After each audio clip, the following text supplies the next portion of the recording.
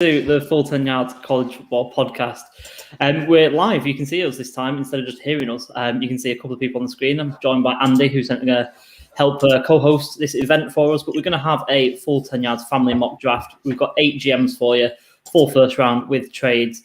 It's going to get spicy, ladies and gentlemen. We are really happy to be here. Andy, we've got a lot of drama to come. Yes, mate, loads to come. Some good trades, some questionable trades were vetoed in the pre-draft mock. Pre-draft mock. So I'm looking forward to it, man. I'm looking forward to seeing what's going on, and I'm looking forward to kind of seeing a couple of these different picks that we've got, which are a bit outside the box. So yeah, looking forward to that. Yeah, definitely. There's certainly some picks that you wouldn't say that are going to maybe happen on the night, but like you say, it's kind of good to play around even at this late stage with some potential solutions and potential scenarios for people. Like you say, a few picks that we might let the viewers and the listeners in on for these questionable trades that we had. I'm sure people might be able to guess who one of the candidates was for one of those, but we'll leave that to the imagination. But yeah, I mean, we've got 8 GMs on. We won't bore you with the order and things like that. You'll pick it up as we go along, but we're basically picking for about 4 teams each. Controlling mainly the people that the teams that we support, and also like a handful of others as well. So let's just crack on straight through it. And obviously, number 1, Jags up on the clock, and let's bring in Raj. Let's bring in Raj to his pick.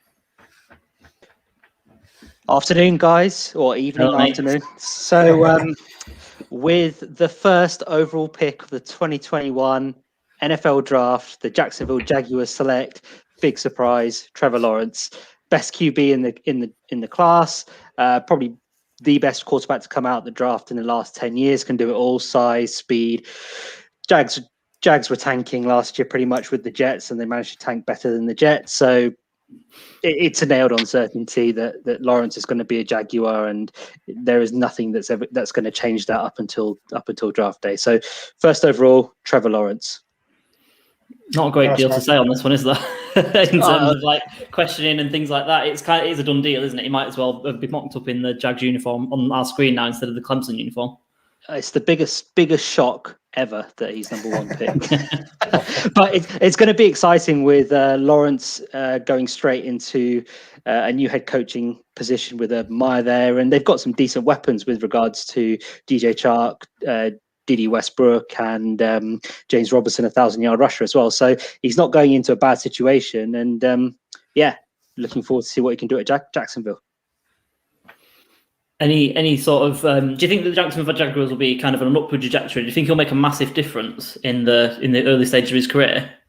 Thing is, in that division, Texans suck. Sorry, Texans fans.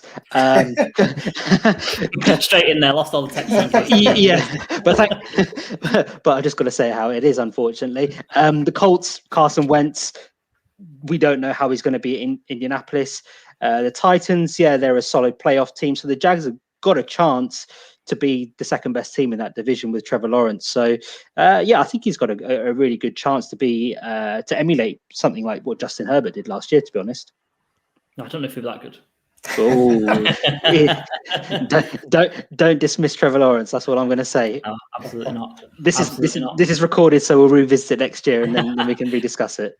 Everything stays on the internet, doesn't it? But awesome, Raj. Like you say, not too much to say about that one. Maybe a few jokes knocking around just to keep you on the screen for a few seconds rather than just dismiss you straight away and move on. But obviously, we'll have you back for your second team. Not too long away, actually, either. Good. See you guys later. Awesome. So, Jets. Again, it feels like it's a little bit nailed on already, doesn't it? But we'll let you announce the pick anyway. Yeah, it does feel a bit nailed on, doesn't it? Even though maybe it shouldn't do.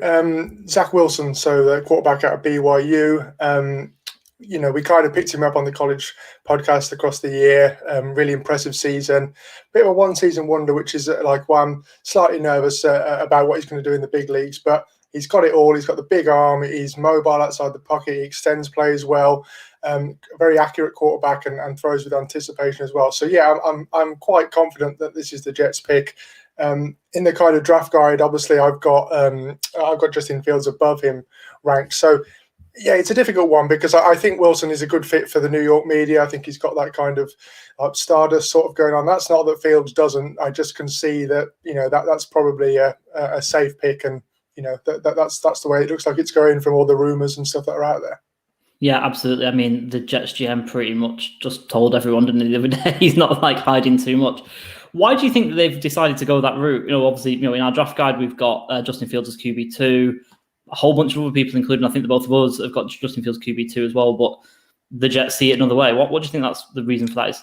I half wonder if it's about like plug-in and play starter sort of thing. I'm not saying that that's like, as we saw in an article from one of the new guys this week, that's not really a thing. But I wonder if they think that Fields needs a bit of time to sit behind an established veteran.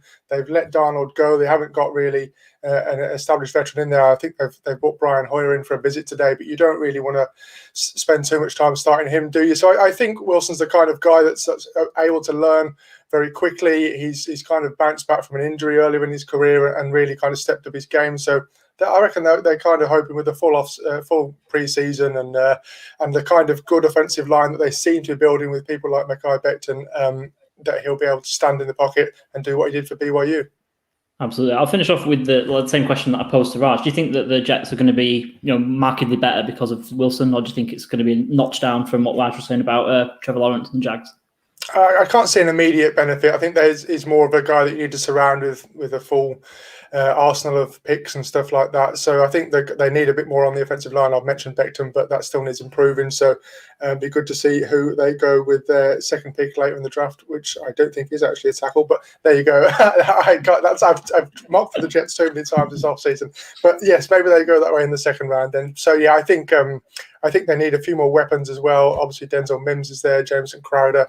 They've got Corey Davis in the offseason. I mean, none of those guys really wow me. I like Crowder, but, is he going to be, are any of those going to be like, better than the other kind of candidates in the AFC East? I'm not entirely sure that they are. Absolutely, one to watch for sure. As we've got down the bottom here, we've got the San Francisco 49ers on the clock. So we should bring in the himbo himself. Kieran, come onto the stage, introduce yourself. How are you doing, my man? You okay? I'm here. I'm good. And disappointed because we're going to have to replace the most handsome man in football, Jimmy G. So with the third pick, the San Francisco 49ers select the next best quarterback available. It's Justin Fields, 6'3", 220 plus pounds. He's a big boy. He's got a big arm. He's athletic as all hell, kind of shades of Cam Newton in there if Cam Newton's arms worked. It's just the only sensible pick for the 49ers. And obviously Jimmy G, the most handsome man in football, that's a tough reputation to live up to. But think if Justin Fields maybe gets a new cut, gets some better fits going on, he could maybe challenge Jimmy G for that role. But realistically, they just want a quarterback who can do everything. And this is a guy, he's got great weapons already going into that offense with guys like George Kittle, Brandon Ayuk, and Deebo Samuel. He is not going to be short for lack of weapons, and potentially they sit him for the first year behind Jimmy G, let him learn, and then after one season he comes in, he could potentially tear up the league and be one of the next great quarterbacks. Yeah, absolutely. Andy, do you want to take this one? Actually, I'll kind of not dominate everything. No, that's fine. I'm going to ask you the obvious question, Kieran. All the kind of media reports have got Mac Jones going that way. I mean, like, we're all in agreement, I think, on Mac Jones, as we'll see tonight. But why is Fields the kind of candidate to take that for Shanahan over Jones? He's just a better quarterback. Like, I don't think this... we all watch football. I don't think this needs to be explained, but Mac is so bad. Like, I know he did well at Alabama, but I could do well at Alabama when you have an absolute track team of receivers, when every guy on your squad is running a 4.2 and a 4.3. I could get the ball up there 30 yards and they do the rest. Podgy little Mac Jones, I don't think he has the chutzpah to be in I got the new mic, I got to throw in the sound effects. I don't think he has the star factor to be an NFL quarterback, potentially a very, very good backup in the likes of, I think he's better than a lot of backups out there, but I don't think he's a starter, and I don't think he has the swagger and the star power to go out there and lead an offense. And, Justin Fields is the only sensible pick to make at this point in the draft. I mean, you've been saying as well, mate, that Fields is the typical kind of Ohio State quarterback, not going to make it in the big leagues and stuff here. So I mean, like, have you changed your opinion there? Do you think that he's actually going to be a long-term success, or is it kind of a couple of seasons and he'll be a career backup sort of guy? I put too much stock in the Madden curse, so I think it's maybe time to stop believing the OSU curse. But if you compare him to the last few OSU quarterbacks that got drafted, he has a lot of things that they don't. He has more confidence. He has a better work ethic. He's not going to be going to strip clubs without a mask when he's around an immunocompromised coach. He has the intangibles and the physical ability to be a playmaker in the NFL, whether it's with his legs or with his arm. He's an incredible talent. So I think if you pick anyone other than Justin Fields as the third quarterback off the board, you should be fired out of a cannon and never let near an NFL GM room again. I think that sums it up, doesn't it, Lee? I think. Yeah, I mean, I've not got too much else to add, mate. I mean, the comments are coming in there, and I think everyone's in agreement with you, my friend, that Mac Jones shouldn't be the pick, and like Andy alluded to, he's going to have a long wait to be called this evening. I feel like he's got a new haircut, he's got a new mic, and he's really feeling himself. I'm looking forward to having him back very, very soon. But yeah, thank you very much. And we got the Atlanta Falcons on the clock. We'll see you very soon. Didn't cut him off on the flex. All right, so it's me up on the clock with the Atlanta Falcons. And I've got to say, this was a tough decision. This was a really tough decision. I actually don't know what Atlanta are going to do here, to be honest with you. They could go quarterback. I don't think they'll really want Mac Jones. I don't think that really fits. I think they'd be after Fields, if not. So it was really to do with Kyle Pitts and Penei Sewell. I went for Penei Sewell. I've got a little thinking together that Arthur Smith, obviously the new head coach there, he's going to want to run the football. Now, what do you need? You need a good offensive line to do that. They don't have a Derrick Henry. Maybe they'll target a running back in the second round. Maybe that's something that will come later on. I mean, running backs go on trees, right? So maybe you'll get that later on down the line. But you can build a wall, build an offensive line that's going to be able to facilitate that offense. Maybe not this year, but maybe next year. I mean, Caleb McGarry's not good. You might put Sewell on the right-hand side. Maybe he'll flip over to the left-hand side later on in his career, as we've got on the screen there. People forget that this guy's 20 years old, and he's so good already. We've seen a few things come out this week about maturity concerns, things like that. Andy, I'll ask you, what were you doing when you were 20? I certainly wasn't mature, my friend. Right, that doesn't need to be said on national Twitter. But yeah, I mean, I love the pick. I'd have loved him to fall to the Dolphins at 6, to be honest, from my point of view. But I mean, are you kind of invested in Matt Ryan as the starter for the next 2 years then with this pick? Is this about keeping him safe, or is it about kind of laying the foundation for a future, Super Bowl contender when they do take that quarterback? Yeah, I mean, Matt Ryan's not terrible, is he? And he's not that old. We see, Breeze, Brady, these, Phillip Rivers. They go to, he's got a few years to go, I think, and he's not terrible. He's not falling off a cliff. There is a school of thought, and I do definitely subscribe to this at times, that the Falcons shouldn't be picking at number 4 very often. So maybe they're going to have to trade up to get one than the next guy. But I just think this guy's so good. He's my number 2 player in the whole draft class. And I just think you're getting him at 4. You need a good defensive line to run what Arthur Smith wants to do. It just makes a lot of sense. Although I was, like I say, deliberating a lot between him and Kyle Pitts, because I think Calvin Ridley and Kyle Pitts are a great trio to have. But yeah, it's all about supporting Matt Ryan. I don't think I was too much going towards Mac Jones for this pick, to be honest with you. Nice. And like, final question on this one then. I mean, this is the first player that's come up who's kind of had the season off, so to speak, or opted out. How big a kind of impact do you think that's going to have across the whole draft board? GMs and stuff going to be impacted by that? Are they going to let people fall down the board because of that, do you think? They could do. It's going to be one of those, isn't it, where some people have one opinion on it and some people have another. I feel like because Sewell performed pretty well in his pro day, I feel like it's backed up that he's not kind of been sat on. We've been talking on the podcast about people who are going to be sat on the couch playing Xbox and eating pizza all year. It doesn't seem like he's been doing that, despite the maturity issues and things like that that people are bringing up now late in the draft process. Again, kind of makes me call into question. But yeah, he's performed. He looks athletic. His tape's great. So yeah, maybe it will affect some people, especially if they had a bad pro day. But maybe it's going to be one of these things that have 2 schools of thought on that one. Yeah, for sure. That sounds about right. And I think that brings up Ed for the first time as a Full 10 Yards contributor. How you doing, mate? I'm doing well. How are we doing? It's gone well so far. Yeah, it's not too bad. Not too bad. You've completely made my decision for me, Lee, and I just want to thank you because I can do nothing controversial now you've taken Penei Sewell, because there is this big divide in Cincinnati Bengals Twitter between Penei Sewell and Jamar Chase, and you have made my pick so fabulously easy. Thank you very much from the bottom of my heart. You're more than welcome. You're more than welcome. So tell us about it. I mean, tell us how he's going to fit in and make the Bengals much better. Well, I think the thing that we saw last year with Joe Burrow is that he was so good in his rookie season, especially on intermediate routes. He was really good. But the one thing that the Bengals offense really lacked was that explosive deep ball threat. And whilst we've got good receivers there, we've got T. Higgins, a 33rd overall pick from last year. Got Tyler Boyd, Auden Tate. AJ Green and John Ross were supposed to be those guys who go down the field and get it, and they just weren't. John Ross never has been. AJ Green has kind of passed it now, sadly. So for me, this pick makes so much sense. And even if Penei Sewell was still on the board, say you'd taken Trey Lance or Kyle Pitts, I would still have picked Jamar Chase, I think, because the chemistry he has with Joe Burrow, he's obviously excellent. He's so dominant downfield. I think my favorite stat about him is he has the most 20-plus yard receptions by a college football receiver over the last 2 years. He only played one of them. The guy is dominant. He was ripping up the SEC. And what I think makes him so special is the fact that he was embarrassing AJ Terrell, Trevon Diggs. These guys are genuine NFL starting cornerbacks, and he ripped them to shreds. It's a bit concerning that we haven't seen him this year, but I think given his combine performance and everything we saw in 2019, the guy's special.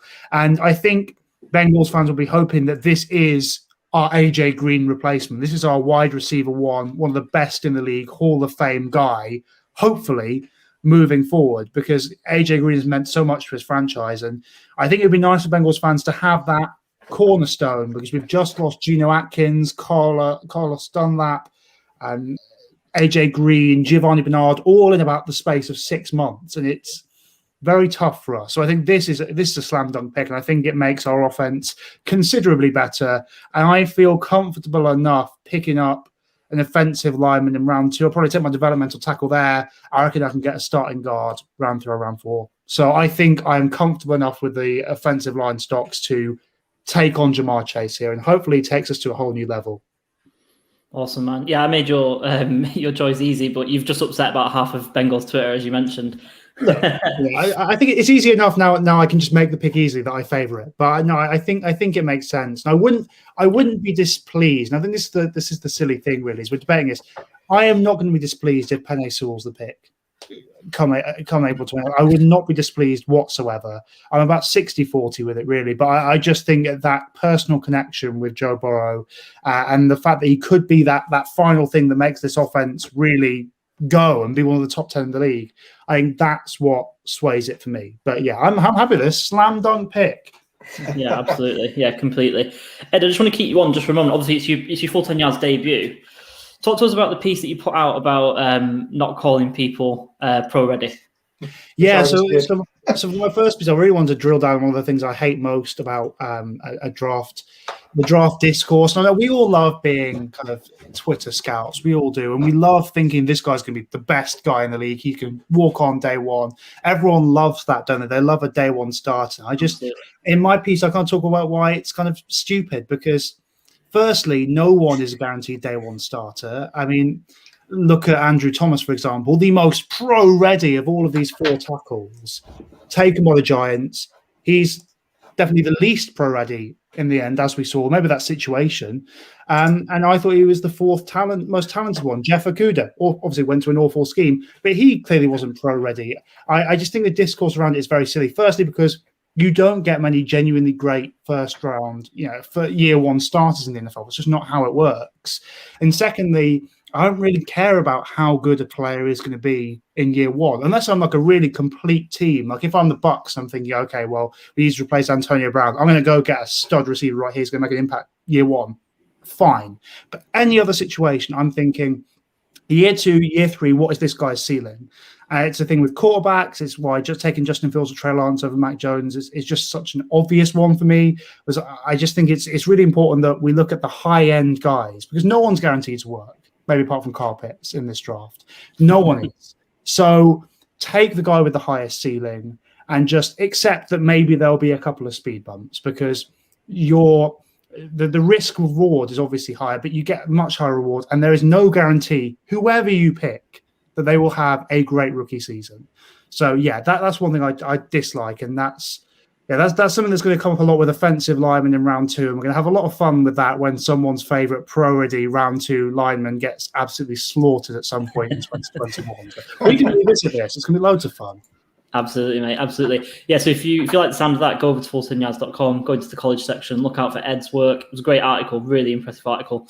And yeah, I'll surely get some conversation going. But Ed, yeah, great to have you. And we'll surely have you back very, very soon for your next pick. Sounds. So we've got Andy. Andy, you're on the clock with the Dolphins. You won the war between you and Raj this time. And yeah, number 6. Take it away. Got to be in there quick to get before Raj in these times.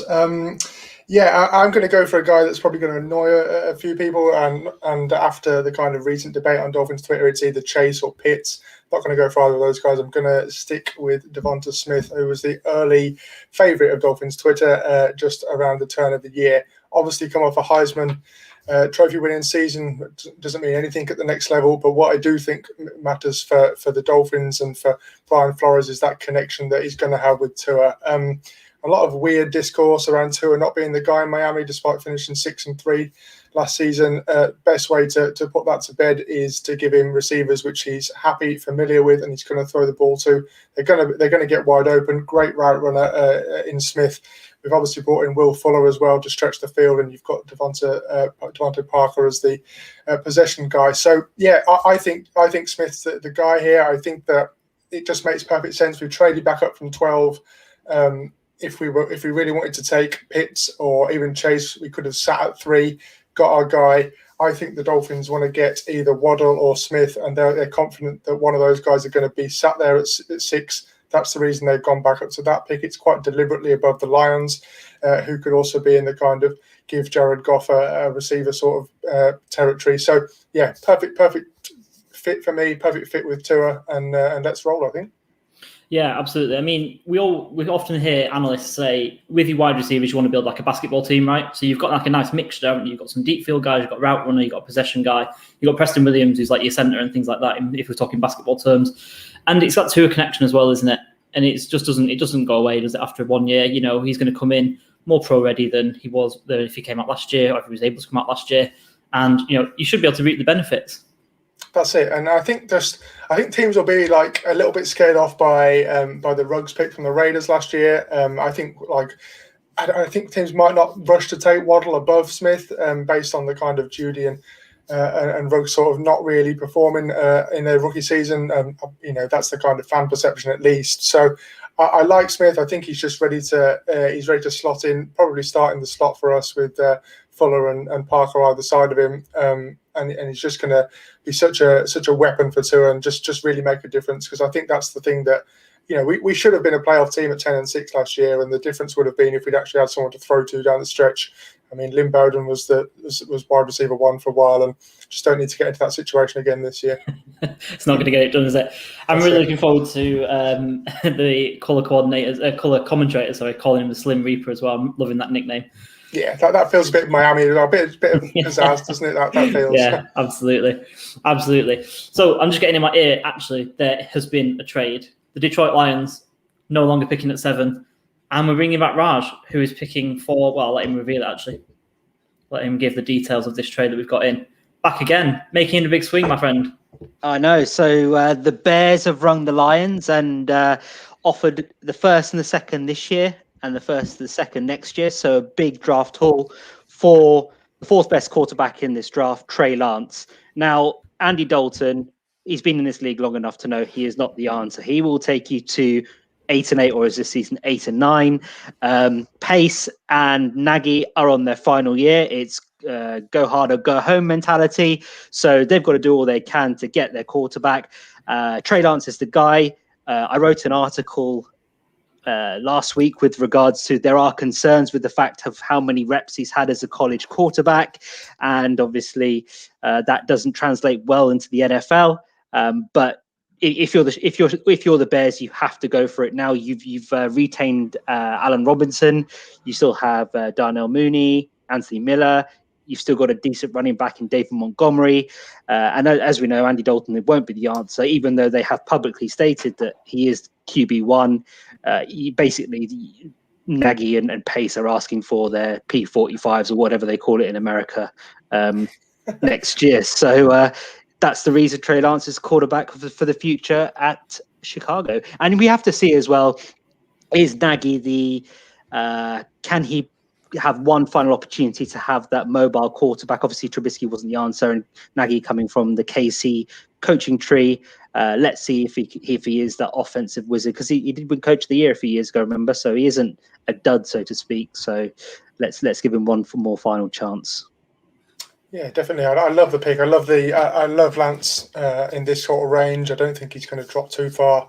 He's got all the kind of all the raw talent, hasn't he, to go far. For you then, Raj, I mean, you're talking about coming up to kind of one last chance for the Bears coaching staff and stuff. How long before Lance would see the field in Chicago? It doesn't feel like he's kind of ready to go yet. But if they're really kind of, they need to see something to save jobs and stuff, do you think he gets rushed into the starting role?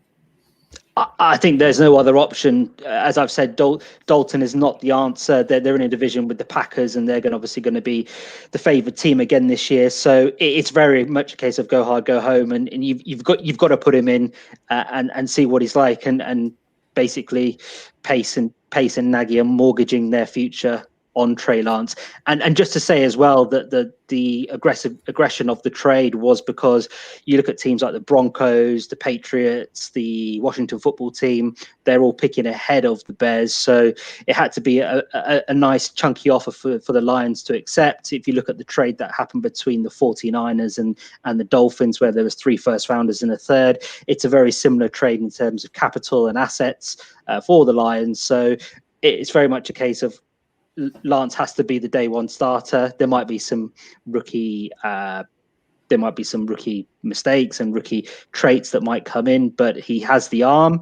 Obviously, there isn't much tape on college, but he has the legs as well. So we have to see. But Bears one final chance. That's it, man. No, I like it. Lee, anything from you?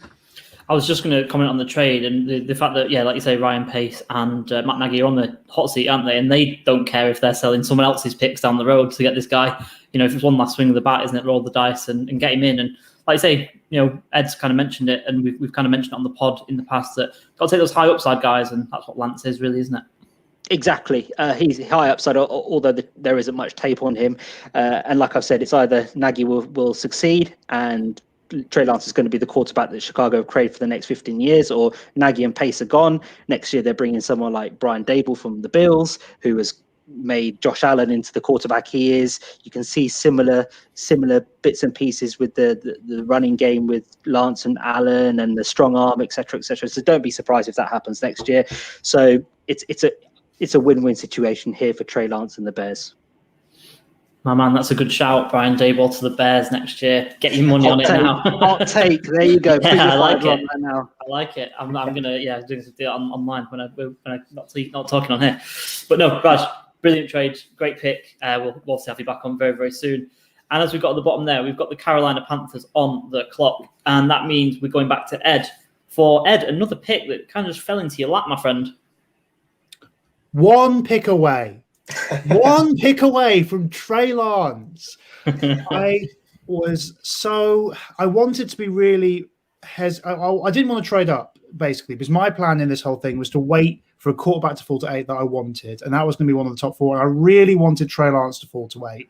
I didn't feel comfortable trading up as I usually would, because I just don't think the situation in Carolina at the moment is good enough to get this quarterback and be in a position to succeed. So I wasn't comfortable giving away another first-round pick because this Carolina team is full of holes. So I was so close to getting Trey Lance. So close. But instead, I have decided just to get the best offensive weapon. We know the Panthers spent every single pick last year on defense. And, I think that the addition of Kyle Pitts, who is arguably the most rare talent in this draft, could take their offense to new levels. They got Joe Brady, but whoever is the quarterback of the Panthers going forward will have an offense including Christian McCaffrey, Robbie Anderson, DJ Moore, Kyle Pitts, and future Hall of Famer Dan Arnold. So there is so much to work with here. I think given all the quarterbacks are off the board, and I'm not comfortable taking Mac Jones at 8, I think this is the really obvious pick. The word is that the Panthers worked with Jones at the Senior Bowl and they liked him, but not enough to take him at 8. And I can't remember who said this, but there's a really good quote I heard that if you aren't comfortable taking a quarterback at 8, don't take them in the first round. Because whether you take a quarterback at 8 or you take them at 32, they're a first-round quarterback. Your head is on the block. So I decided against it, and Kyle Pitts for me, rare talent. The Panthers' offense, if they get a quarterback who will throw it more than 20 yards, will be great. I love Teddy, but having Pitts and having these guys, if they get a proper quarterback who's ready to risk it, they could be really special. So do you think with, obviously, Sam Darnold moving there over the past few days, obviously that's a nice pick for him because obviously it makes him a bit better, gives him a better situation than he's ever had with the guys that you named on offense than he's ever had in New York. So do you think that they wouldn't be picking a quarterback anyway because Sam Darnold's going to rip it up and, he's going to have a great career in Carolina after his fresh start? Yeah, I mean, this is the thing. You mentioned it, but if Trey Lance had fallen to me at 8 and Sam Darnold was already on the team, I would have very much considered taking Trey Lance anyway. I might have leaned towards, but I think that this is a good situation for Darnold. I think that offense is obviously really strong now. Puts him in a great, situation with Joe Brady as well. I think the addition of Pitts was very important for Darnold because we know for all of his wonderful qualities he has shown during his 3 years in New York, the man is not particularly accurate. And Kyle Pitts, thankfully, you don't need to be accurate with Kyle Pitts. You can throw it within 20 yards of the guy and he'll pick it out of space. So I think it gives him a really nice safety blanket. And they need to invest in the offensive line next because they've got all these weapons. They've got Christian McCaffrey in the backfield. They've got all this stuff.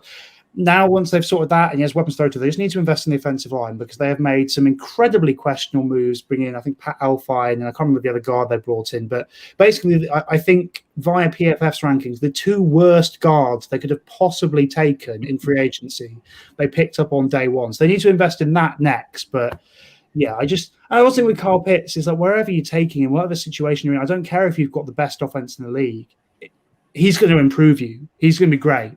He's so rare, and I just think this makes so much sense, and so much sense for the Panthers here. And they could be fun next year. I don't know if they're going to be particularly great, but they could be fun. And to be honest, that's all we want, isn't it? That's all we want.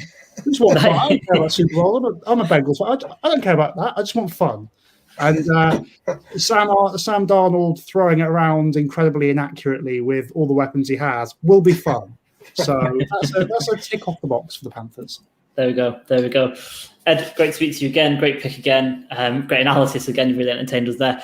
As we got down the bottom there, we've got the Broncos on the clock. So we're going to bring in Josh, who's been waiting a long, long time. Josh, we'll welcome you in. Thank you very much. So a little trade a little earlier on, but better late than never. I'm glad to be on the board. Yeah, tell us who the pick is then, mate. Yep, so at 9, Broncos select Micah Parsons, linebacker from Penn State. This was actually a pretty easy one, so just a matter of best player available on the board. The questions about quarterback, all quarterbacks are gone at this point that you would take in round 1. Wide receivers would be next, but with Sutton and Judy, you don't really need to do that in Denver. So you go to the defense and he goes to the best one on the board, which quite clearly, I think, from all the analysis that's out there, is Parsons. Do you think that Parsons' kind of character issues that we've seen, that kind of hazing stuff on campus or anything, is that going to play into the Broncos' mind at all with this pick? Is that, even there, or is it just kind of all smoke? I think that especially around draft time, you see 1 or 2 stories going into almost every draft season. And I think that as GMs, you see it sort of come and go. They'd have done their own interviews with the guy. They'd have probably have touched base with him after it's all come out as well. So it depends as to how the conversations come out on that. But, we see guys with character issues in college and before and go number 1 overall, let alone let alone further down the line. So it will be an issue, yeah, but one of which will probably be ironed out in the phone call. Nice. Yeah, no, fair enough. I can get on board with that. And in terms of Parsons the player, then obviously absolute beast. And until those kind of character things were coming out, it seemed like almost like a top 5 lock sort of thing. How much of a game changer can a linebacker be for a team this early in the draft? And do you think he's kind of like long term, 10-year sort of option there, gonna stick around and be the guy for a while in Denver? Well, one thing which Denver has always had, to its credit, is a strong defense. It's had its issues on offense, but it tries to stick behind a pretty solid defense, and they've got that again now. They've silently built that while their offense has been somewhat in need of a quarterback. But that being said, they've got that now, that foundation, and Parsons can not only be a piece of it, but he can be a dynamic piece as well. He can play inside, outside, against the division as well. If you look at the tight ends that are in the division, Parsons will have them on toast, of which, you need in a division of which includes the Chiefs, the Chargers. It's such a huge position of which they'll now have filled with this pick that it definitely falls into no-brainer category. Nice. Yeah. Final question from me, Lee, and I'll flip it your way. Mac Jones is sat there. I think this is the last time until we get down to New England, maybe at 15, that this is the kind of area that you could go. I mean, you're not tempted at all, and you confident that Drew Lock is the guy going forward then, if that's the case? I mean, there's always a temptation to take the next available QB when there's a QB situation, but Denver's been here before, and before. I'm a Browns fan. Been there. Sometimes it's just not right taking the quarterback that falls in your lap, and I think that is going to be the case. Maybe it's a case of looking at the the losers coming out the QB carousel and seeing if they should come in for a go. Teddy Bridgewater is going to be now sat there looking for a situation. Maybe him coming in for a year could help the Broncos out. So yeah, it seems like too much of a gamble, especially for Elway as well. I think Elway's in the last year of his contract, of which if he goes for another quarterback in the first round, as you were saying earlier on in the program, taking a quarterback in the first round, that is your reputation as a GM there. So maybe he just looks to shore up the defense, say, defense is sorted. We just need a QB to take it the way now. Forget the fact that I was your most famous QB ever. Blah, blah, blah. Just get that sorted next year, and you've got a team that can go into the postseason in one of the tougher divisions in the NFL. Absolutely. Nice. Josh, I just want to keep you on just for a second, because obviously you're another new face, as we had Ed on in the same capacity. You had your handle down there, Believe Lambrit, and obviously you've mentioned before that you're a Browns fan.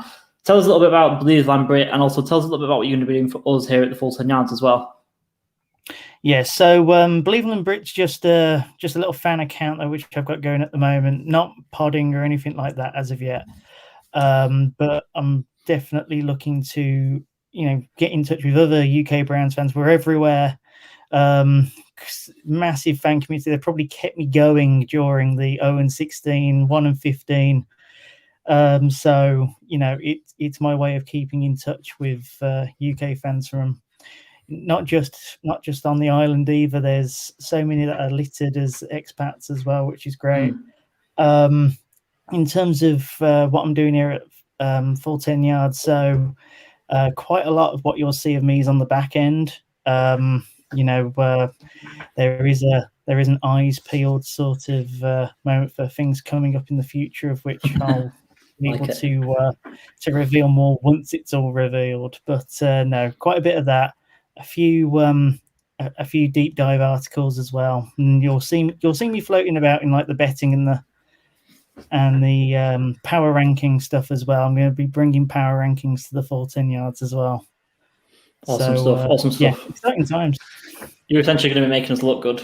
And it's a little bit of a teaser, but yeah, absolutely eyes peeled for that. We're unsure if Tim's let us say that yet.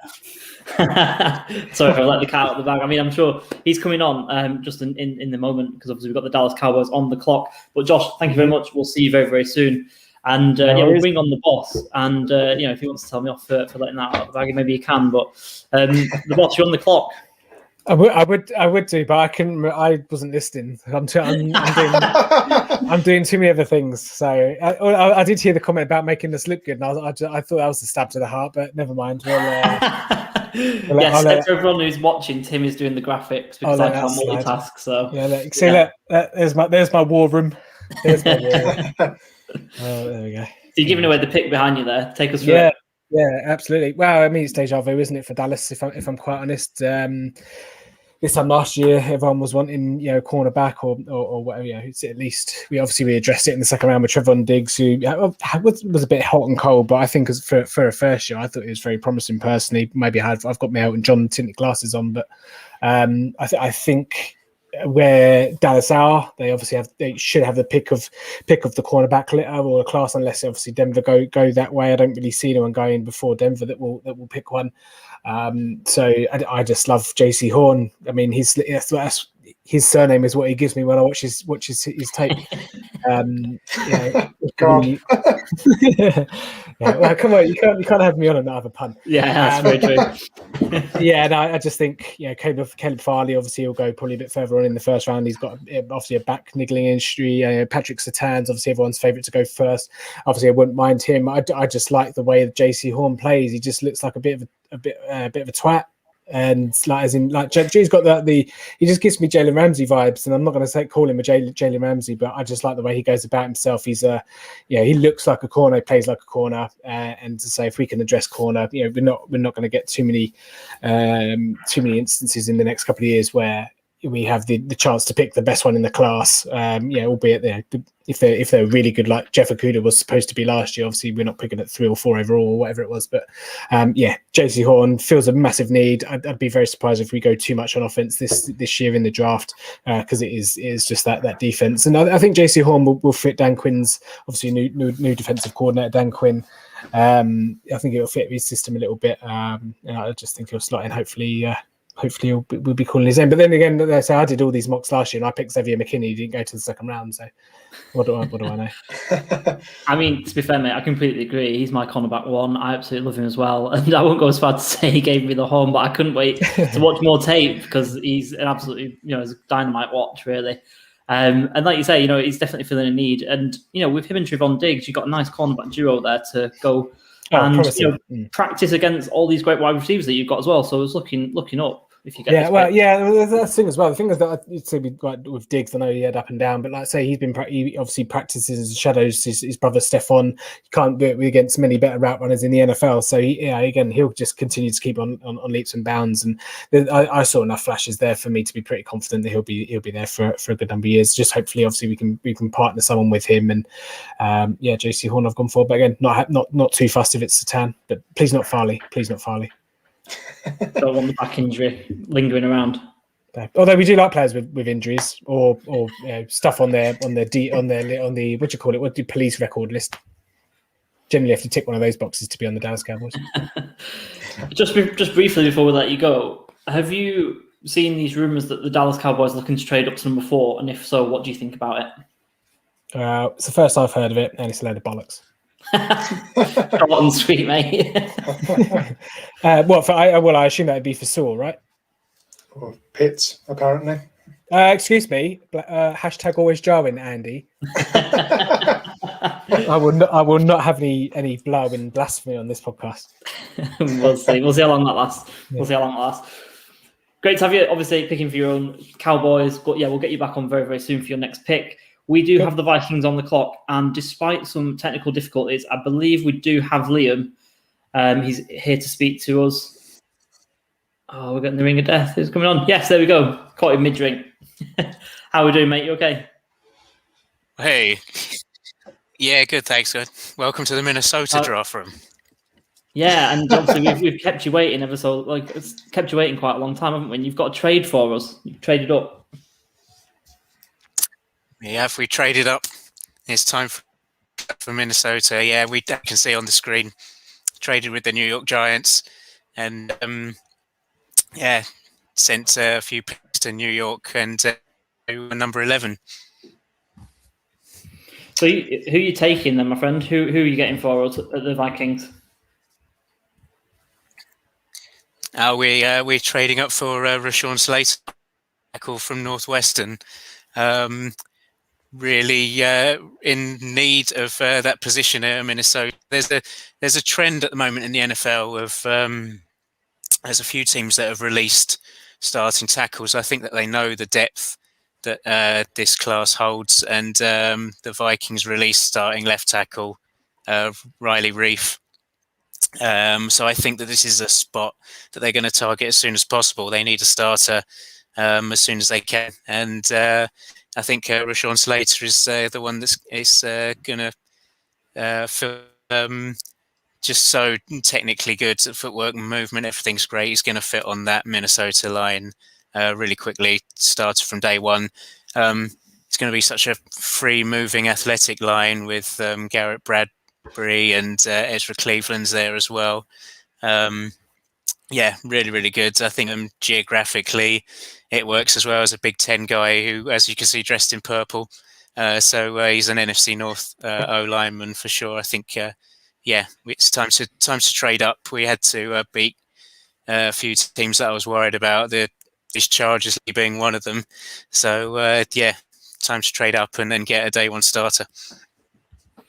Nice. I mean, I definitely like it, and you've been big on him all year, haven't you, as we've talked on the pod. But, I mean, just kind of for listeners and stuff, what do you think the difference is between Slater and Sewell? Do you think, do you think Slater could go as, the first tackle in the draft, or is there a bit of a gap between him and Sewell? I still like Sewell as OT1. And, again, team fit-wise kind of felt good. So I think there's a few teams that Sewell fits early. So I think that Sewell will be the first one. And overall play upside with Sewell is massive, isn't it? And I wouldn't begrudge Paul saying that Slater is ready to play, because I believe he is. I think that he's a close second overall to Sewell still. Nice. Lee, anything else from you on that pick? No, I mean, like I say, thanks very much for jumping ahead of the Chargers, because it would have been a player that I would have been targeting as well. I mean, I'm fairly happy with my pick that we'll get to in a couple of picks' time. But yeah, I think it's a nice little group at the top, isn't it? And like you say, you've been big on him all year. We had him in the very first mock draft that we did right at the end of the first round, didn't we? Where you picked him for the Steelers, if I remember right. So yeah, as you say, a guy that you've he's been a first rounder for a time, and he rides so high. Absolutely. Liam, we'll welcome you back hopefully when you've got a little bit of better sound. But yeah, we'll welcome you back later on. And we'll move back to Tim, actually. Tim, with a couple of quick-fire picks. Picking for your rivals. You're going to sabotage them?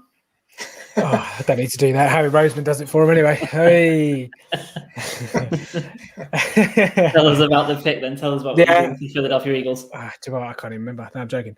I've gone Patrick Surtain. I mean, with the Eagles, they could go a load of different ways. I know they've signed a couple of veterans that are coming back, mainly off offensive line. But again, Surtain, I think with the cornerback class not being the greatest, gives them just a chance of someone that looks pretty. It looks like he'll fit in well. Again, I'm not going to say he's pro ready, because that would annoy Ed, and I don't want to annoy Ed because he's new. But I say for them to trade back, was it from 6 to 12? Says to me that they obviously they don't want a quarterback, and then again that says to me that there's at 12 they get a couple of options, but they're in a rebuild, aren't they? So again, it's just about getting young pieces that might necessarily hit the ground running day one or year one, because likelihood is maybe pick top 10 again next season. So I just think but best player available for them. Wouldn't even be surprised if they move back down again in a couple of spots, maybe to as they take tackles, then maybe start. My dog started barking. Excellent. Loves the pick. Yeah, loves the pick. Absolutely, but he's barking. So like I say, it could go loads of different ways. But I've gone for Surtain corner. So you've been watching a lot of this cornerback class then, and you think that Horn is just above Satan? Is it fallen the way that obviously you've been in control of both of these picks? I mean, it's well, I got to choose who I wanted, so I don't really care who the Eagles got. It's kind of a flip of a coin. Like I say, if Dallas took Satan, I'm not too fast. I think they're both equally both equally adept at what the NFC's crap as well anyway, so they're not going to have too much hard time with it. But I don't mind all the Dallas Cowboys receivers going up against them. But no, like I say, I think just with Horn, it was just my gut. The gut gave me the Horn. Jesus Christ, get me off this podcast. Pretty similar. Like I say, if you flip a coin, it goes the other side. I'm not fussed either way. And I don't think if the Philadelphia Eagles want to go cornerback again, I think they'd probably feel the same. Yeah, I don't think you'd be getting any boos in Philadelphia if this was the pick, to be honest with you. Another great pick, and we'll see you very, very soon as well. A bit of a hat trick almost. Yeah. But it comes back to me, obviously, picking for my Chargers. And again, this one was a bit of a quandary. It made it easier by the picks that, like I said before, Liam obviously took Rashawn Slater. Sewell's there. But I have been saying for quite a while now, actually, I want one of three players to be the Chargers pick in the first round. I want it to be an offensive lineman because I don't want to see Justin Herbert get hurt. And I want it to be either Rashawn Slater, who is now gone, Christian Darrisaw, or Elijah Vera Tucker. I think I've got my co-host here, who's maybe Elijah Vera Tucker's the biggest fan, so I'm going to make him very pleased with making him the pick. I feel like with this one, we're going to kick him out to left tackle. We're going to see how he goes. We've got Matt Filer, we've got Abushi, who we've got in from the Lions, and obviously we've got Corey Linsley. This is going to create a new offensive line for Justin Herbert. And do you know what? He had some good tape, and you'll obviously attest to this in a moment, that he had some good tape outside for USC in the autumn. If it doesn't work out there, do you know what? We've got an elite guard, and we're not paying Abushi too much, and he could probably swing inside there. And we've got another pick. There's going to be left tackle later on down the line. But, we're both on board with this one, aren't we? We think he can play left tackle. We're big fans. Yeah, he's going to clear room in the run game. He's going to give you time to throw the ball. Everything that you need, really, for a young quarterback, just protecting the blind side. So, yeah, I love the pick. And I think it also gives a bit of like a boost to Austin Eckler as well. Creates some big holes in that A-gap to hit really hard. So, mate, I love it. I think a lot of people are kind of still not sold on him as a tackle. But the tape that's out there, he took on some of the better kind of edge rushers, all season in the 6 games that they played all season. But they took them on well. He was very solid. He just kind of sets his stance really well, and he just moves guys as well. So yeah, I'm a big fan. He's very agile, very aware of his surroundings as well. I've had him up there all year since the first kind of draft that we did, and any later than this, it's just a bargain for me. And I annoyed some Dolphins fans at the weekend by taking him at 18 when he fell to me in a kind of a mock draft, and they were all kind of telling me that Najee Harris was the guy. But if he's there at 18, then snap my hand off. Thank you very much. Yeah, absolutely. And I'm not really buying into the fact that with the short arms thing and things like that, I think you've got plenty of examples of great tackles that have had shorter arms than the so-called threshold. So yeah, I'm happy to take him, a local product as well, obviously going to USC, so keeping him in Los Angeles. But yeah, I'm really happy with that one. I'd be absolutely ecstatic with that one on draft night if that happens in 3 weeks' time. And we'll welcome back Mr. NFC East himself, sabotaging another team in the division for the Giants. Yeah, in hindsight says I shouldn't be on the podcast. I'm on the podcast way too much at the moment, but what can you do? People pay for sex sales, don't they? But there we go. I'll just get straight to the pick. Again, it's another NFC East team. I quite like. I took Gregory Rousseau, and after doing a bit more digging deeper into him, I don't actually like him. So sorry, Giants. Sorry, Giants fans. He opted out, didn't he? And then he had an injury, and he's only had one full season from what I saw. But yeah, edge is kind of a position they could fill. Wouldn't be surprised for them to go wide receiver here. Obviously, I did consider was it Waddle at this point, and obviously this is a trade back. And the reason why I traded back from the Giants with the Vikings at 11 is because I only moved him back 2 spots. But there's a pool of players that the Giants could pick, and you're picking up a couple of extra picks and. Not that Gettleman likes moving back. He likes to stick where he is and plants his flag. But sorry, David, what's happening? Quite raw. Could potentially look quite a lot of upside. Obviously his partner Jalen Phillips as well. He was another consideration. But yeah, decided to go with Guguruso because I just like spelling his name, to be quite honest. No, I'm joking. I mean, it is a very get-one pick, isn't it, in terms of the fact that he loves to draft trench players. Yeah. Well, that's kind of why I got it down to. Like, again, offensive tackle with trading back. I knew that the Vikings obviously were going to take a tackle, and then obviously your pick at the Chargers. So I kind of knew that the tackle class would probably be a bit more depleted. But Jamie Anderson liked my pick. So yeah, there we go. And then who we got here? Jamie Anderson dropping down boards. There's a few things I've been reading. I wasn't actually surprised if he drops down to like late 20s, maybe even out the first round. But yeah, Patrick Graham obviously got a great defensive coach last season. That Giants defense towards the back end of the season played really well. I remember the game against Seattle where they just locked down Russell Wilson and that cheese grater of an offensive line. But Gregor Rousseau edge. But there's a lot of ways that the Giants could go here. But again, that's why I wouldn't be surprised on draft night seeing them move back. That's why I've moved back here. All right, then. We won't bring you back in a couple of weeks' time. You've got a little bit of a longer wait this time. We're bringing back the himbo himself. And I'm not excited for this. And he's on the clock with his Patriots. I'm surprised he's not got a Patriots jersey, Patriots hat, Patriots everything, Patriots wallpaper. With the 15th overall pick, they are not only the scourge of the AFC East, but the scourge of the entire NFL. With 6 Super Bowl wins and 9 Super Bowl appearances in the last 20 years behind the old curmudgeon genius. That is Bill Belichick. Bringing in hot free agent signings like Hunter Henry, Jonnu Smith, Nelson Aguilar, Kendrick Bourne, behind the absolute man mountain that is Cam Newton, the young nerd, Jarrett Stidham, the New England Patriots select future Hall of Fame wide receiver, future 10 consecutive season, 1,000 receiving yards. Jalen Waddle out of Alabama. This is just a no-brainer pick, guys. Come on. We need more receiving talent. I know we got Kendrick Bourne. I know we got Nelson Aguilar, but those guys are not going to cut it down the stretch. I know we've got Hunter Henry. I know we've got Jonnu Smith. I know the Dolphins fans are quaking in their boots right now. The Bills fans are shocked as well. They might be jumping through no tables this season. And the Jets fans, well, they're always irrelevant. So this pick is going to make a lot of sense. We need the weapons out there. We already have probably the best defense in the league right now with corners such as J.C. Jackson and Stephon Gilmore. Big boys up front like Chase Winovich and some great tackles. We also have the best offensive line on the league. I don't think that's even up for debate. So if we put Jalen Waddle in there, my God, 1,000-yard season off the bat as a rookie, he's going to kill it. Now, I couldn't obviously select the best receiver in this draft. He was gone way too early. But Jalen Waddle adds a lot. Tried. He's a future. Look, we can't draft the next Jerry Rice when we're picking at 15. That's just absurd.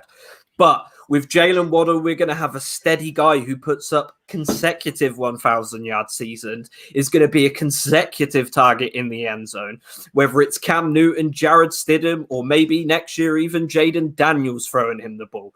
So this is just the pick that makes most sense.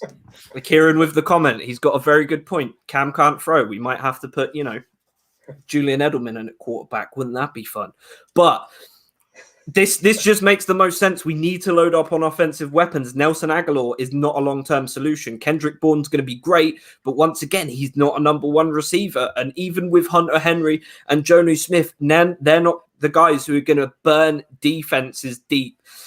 And Jalen Waddle, this might be controversial. He is so much better than Devontae Smith. That's just a fact. If you've watched the tape, you know it's true. Also, he's not going to get snapped by a light breeze blowing through Foxborough because we know it gets windy down there. So, yeah, this is the best available pick for the New England Patriots. And this will bring us our 7th Super Bowl in 22 years. Ladies and gentlemen, hold on to your asses. I'm sorry, Andy. I'm sorry, Raj. You guys are going to have to miss out on the playoffs with a 10-7 record once again. Anything to say? I think we could just move on, can't we? I mean, that was enough. Says it all. that was enough. But mate, I mean, serious question though. I'm obviously got the injury this year, and he kind of like went all out to try and get back for that the playoff games and stuff like that. I mean, are you at all concerned about that? Is that the reason why you think he's fallen down to you at 15 here? Because obviously been talked about as a top 10 guy. I think the reason he's fallen, it's not especially the injury, but we talk about this every single week on the podcast. Football is such a "what have you done for me lately" sport, and that's what it is. Devonta Smith, sorry, he's so skinny, he just slips my mind.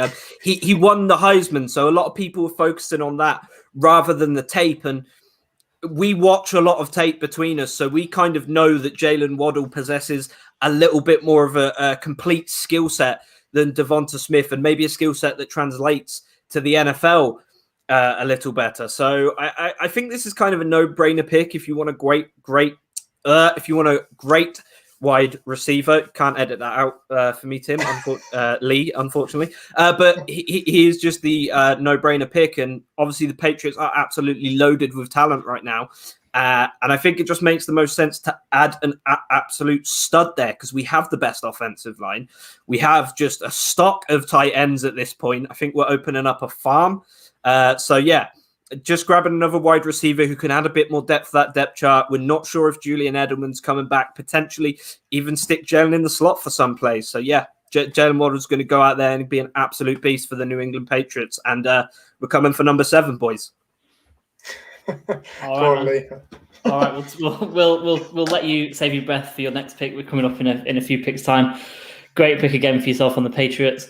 We've got the Cardinals coming up, and we're going to bring back Ed for this pick as well. So, Ed, come back. Tell us who you're taking for the Cardinals.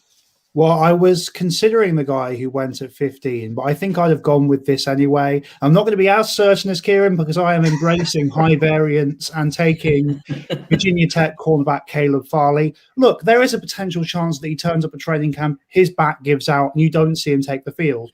However, I think in terms of pure talent, this guy is the best corner in the draft, in my opinion. And the Cardinals secondary has not been a particularly great place recently. And obviously, the offense is working there. DeAndre Hopkins, Kyler Murray. They've got Andy Isabella as a deep threat. He can be our Jalen Waddle, sure. But I think there is an opportunity to really improve this defense by adding a guy who can bring great coverage ability. I was interested in Azeez Ojulari, but obviously they've brought in J.J. Watt to be the other edge rusher. And I think if you have Caleb Farley in the team, and he's a guy who, if he's not injured, can, I think, cover anybody. And then you have alongside him Isaiah Simmons, last year's first-round pick. For me, that's a true cornerback one, potentially, who can cover the best receivers in the league. And then that's Isaiah Simmons, who's this versatile defensive guy who can deal with matchups across a field, whether that be tight ends, receivers, whatever. For me, then you are creating a really special defense, potentially, where you can negate so many different problems. If you have Caleb Farley locking down wide receiver 1, and you have Isaiah Simmons locking down, let's say, weapon number 2, suddenly this defense, with the caliber of players they're adding up front, has a bit of something to it. And Cardinals are going very Dad's Army with AJ Green and JJ Watt and everything. I've also they're taking Sean Williams, another Bengals guy. So they are going a bit Dad's Army. So it makes sense that their first overall pick in this draft has back problems. So yeah, I'm happy with Caleb Farley. I think the injury thing is a problem, but then I think he's the best corner in the draft. I think he's probably the best defensive prospect in this draft. So I am happy to take that risk at this point. So absolutely. You've talked about another succession plan. You've got obviously talked about your Bengals pick where you're taking Chase to succeed from AJ Green, obviously who's come to the Cardinals. And now obviously Cardinals have lost Patrick Peterson. You're bringing in Farley. You're creating a great secondary. Like you say, you've got Simmons, you've got Budda Baker, you've now got Farley. Like you say, this defense is looking up. Exactly. And I think the NFL at the moment, when you've got, offenses around the league going crazy, for me, I really care about taking high variant shots on potentially special defensive playmakers. I want guys who are going to make plays on the ball, who have the potential to cover anyone in the league. And I think Caleb Farley, I hate going all in on these things, but I think if he goes through the injury things, he lives up to what he could be a top 5 corner in this league. Now, there is a probability this doesn't happen because of the back issues and the fact we've only really seen 1 year of quality tape. But as the Cardinals, I think when there's not so much else on the board that I'm particularly bothered about, apart from the secondary, I'm going to attack this. I'm going to say, look, we've got Kyler Murray, we've got this explosive offense, we've got offensive genius Cliff Kingsbury. Why not make a defense that will work as well? So, yeah, I think this is the best value pick. And if it goes right, and theoretically, if Isaiah Simmons and Caleb Farley work out, the Arizona Cardinals could be sneakily one of those teams who both have an explosive offense and have a defense that can run with literally everybody. Caleb Farley on wide receiver 1, and then Isaiah Simmons on, he can cover potentially a Kyle Pitts or a Travis Kelce. So high variance pick, but I am very happy with the value here. Absolutely. Yeah, no, great pick. Like I say, really excited for that defense if it turns out. Ed, we'll bring you back a little bit later on for your next pick. We don't have the first round now. Let's pick up the pace a little bit. We've got Josh, who's coming back with the Browns, I think, for his team. Obviously, after that little trade up that we've made there, we've got another trade on the board. Hello, yes. Let Hello. me paint you a picture. Kids in Cleveland don't think, when are we going to win a Super Bowl? They think, are we ever going to host a draft? Because Cleveland don't win Super Bowls. They win the draft and the off-season every damn year. The one year we finally get the draft in Cleveland, we're in number 26 on the draft board. That doesn't put bums on seats. Now, that wouldn't usually be an issue, but imagine being a Cleveland Browns fan and you're going to the draft. Everything's opening up just gradually now. The Indians suck. The Cavs suck. The Blue Jackets down the road might get into the postseason. You're pretty much backing everything on the Browns. You go down to draft day because it's an NFL event and you haven't been in a while. And I'm in a while for some of them. They go in. It's 6 degrees, pouring with rain.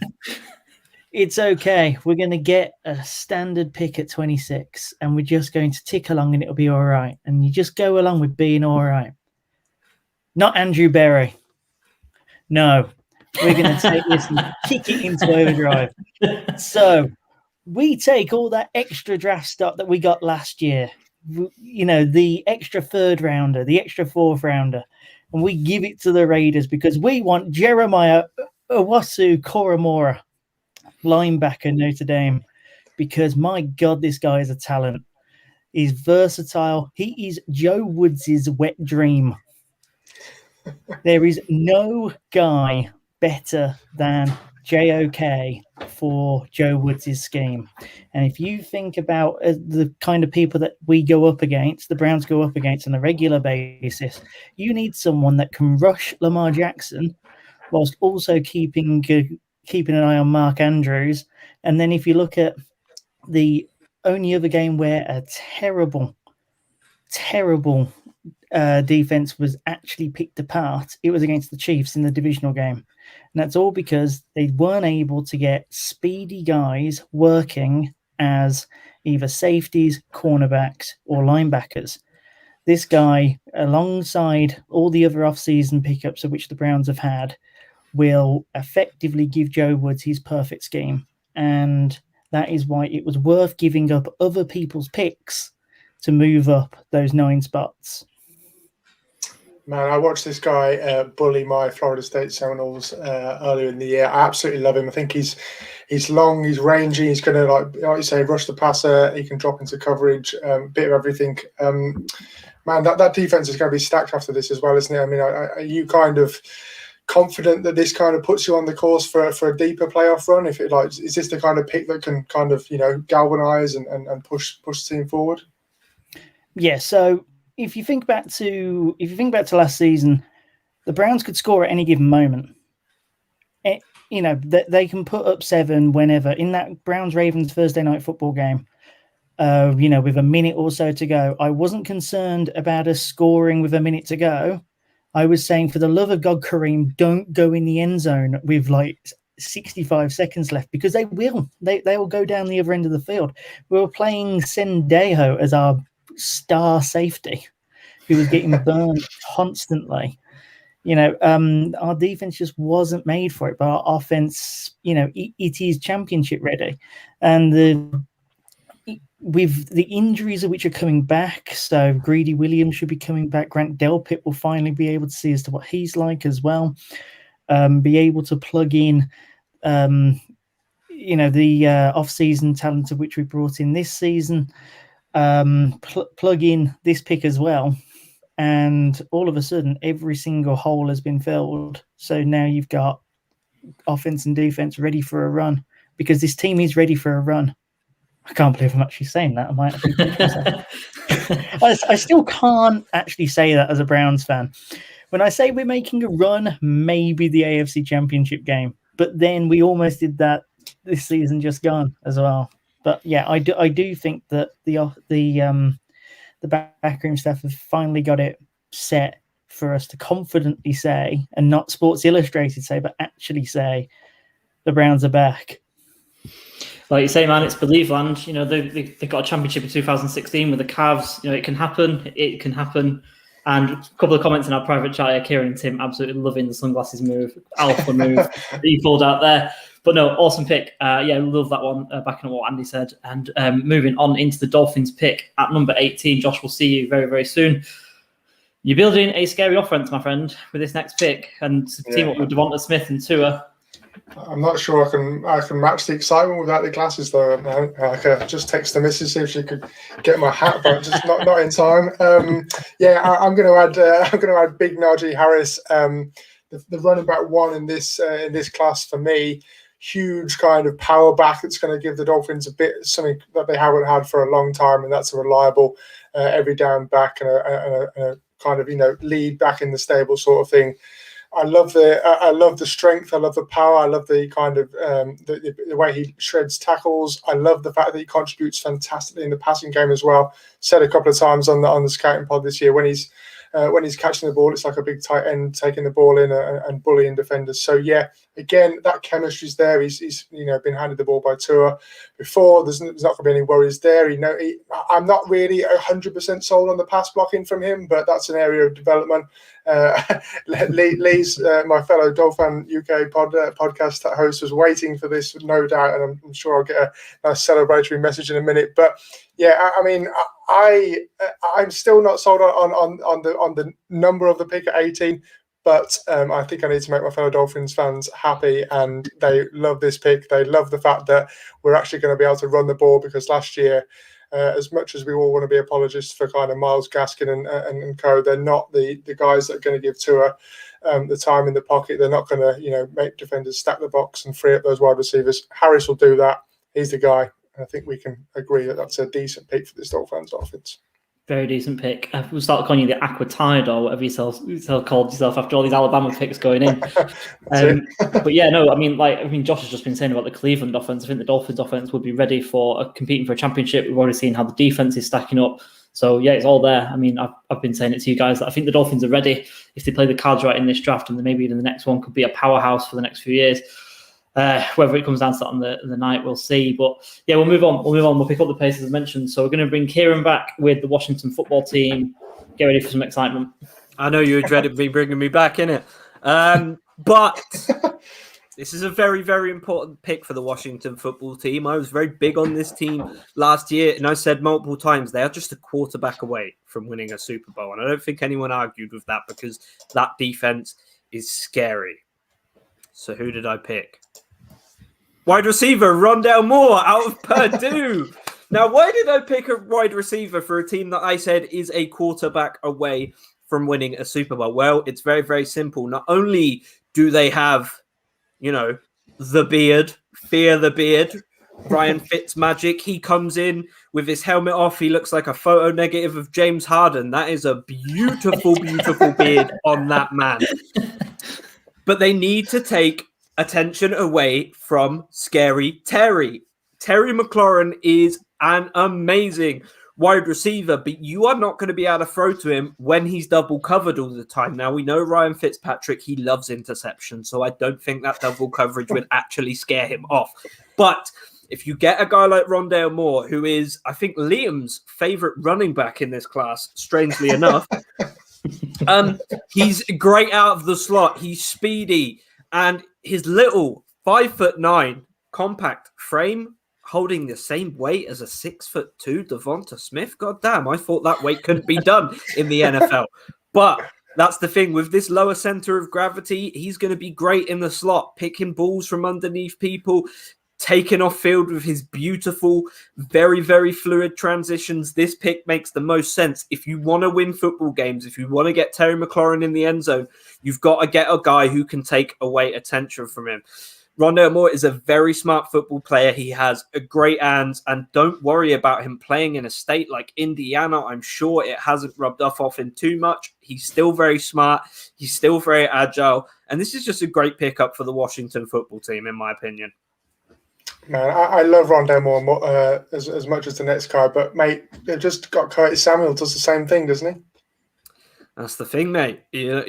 Rondale Moore, he's a little bit shorter, he's a little bit faster. And look, all my short kings know that 5'9" is the perfect height for an absolute man. So this guy's going to come in. He's going to be great. In terms of what he adds in the slot, I think over Kendrick Bourne especially, he has a lot more fluid transitions. He can turn up the field and turn on the jets a lot easier than some guys like Kendrick Bourne, but also guys who have already been in the NFL for a while and have plied their trade doing that sort of thing out of the slot. He reminds me a lot of Julian Edelman, but he's actually athletic. So whereas Julian Edelman came in and kind of filled like a Wes Welker role, you know, like the white guy who comes in from Walmart and in the Bill Belichick system, Rondale Moore's kind of got a little bit about that about him. His hands are great. Even though like he's better on out of the slot, his roots are still incredibly clean. He's going to get free a lot of the time. And if he can get into open field after he catches a ball, it is over.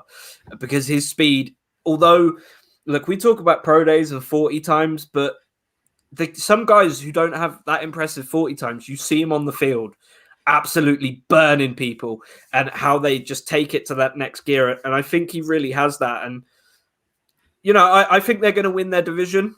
Sorry, you know, all the other trash in the NFC least. I think this just seals up the division for Washington. I know Dak Prescott's going to be back and he's going to be an absolute beast.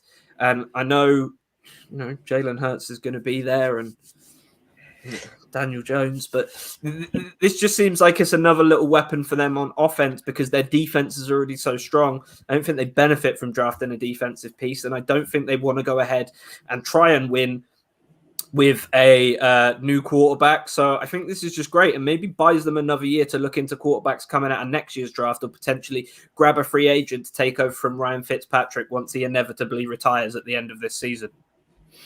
All right, man. Yeah, a player that we all really, really love here at the Full 10 Yards College Football Podcast, Rondale Moore, going to the Washington football team. We're going to flip it over back to that trade that we had earlier on with the Detroit Lions going all the way back to 20. Let's bring on Josh for his pick for the Lions. Yeah, no shades this time. So, reason as to why I went back to 20, first of all, is didn't need a QB. And at least not this year. You know, you got Goff in, allowing to try out. But Detroit fans, I don't think you're going to have a good season. I think you're not going to have a good season on purpose. And especially if this trade was to ever become reality, you've all of a sudden got 3 first-round picks next season. You know, that's huge. So with that, we take as to who we see as that is definitely not us. Come on, Tim. Yeah. Come on. So we take Terrace Marshall Jr., wide receiver out of LSU, and we are still not the Colts. There we go. Yeah, so there you go. Going so well. So I'm going to keep this short and sweet. Lions need a wide receiver, someone who can stretch out the field, someone that can give Jared Goff a bit of something different, and he fits the bill quite well. Best player available, and that is it. Also, I'm kind of downplaying this pick, even though it's actually a really solid pick. I mean, he was, you know, the third, the number 3 ranked nationally coming out of high school. Yeah, he's been thrown about a bit in college, but he can play inside and outside. He's got good numbers. He will be a good NFL wide receiver, definitely worth a first-round pick. And I think that the headline for the Lions in this is that you've got so much draft capital next year that you can blow it all in Vegas. And if that doesn't write a headline.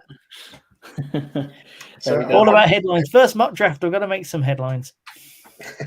Lee, if you don't mind, I'm going to quickly make a point that I don't like the pick, but I'm sorry, Josh, but I will tell you why. I don't rate Marshall that highly, and Kieran's aware of that. I'm sure Kieran's swearing away in the background right now, but I think there's a kind of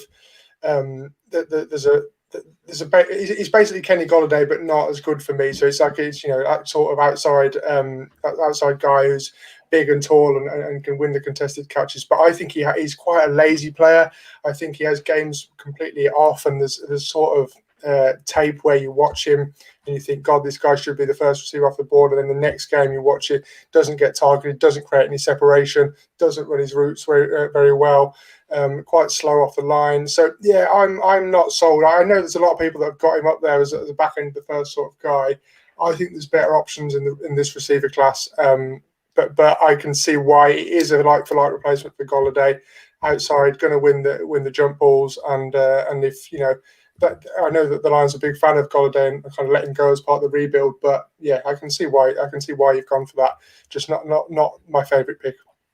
Yeah, to be honest though, it was exactly for that reason. It was who is the most Golladay-like wide receiver in the draft class, and you pick that guy because you want people to associate with the guy that left.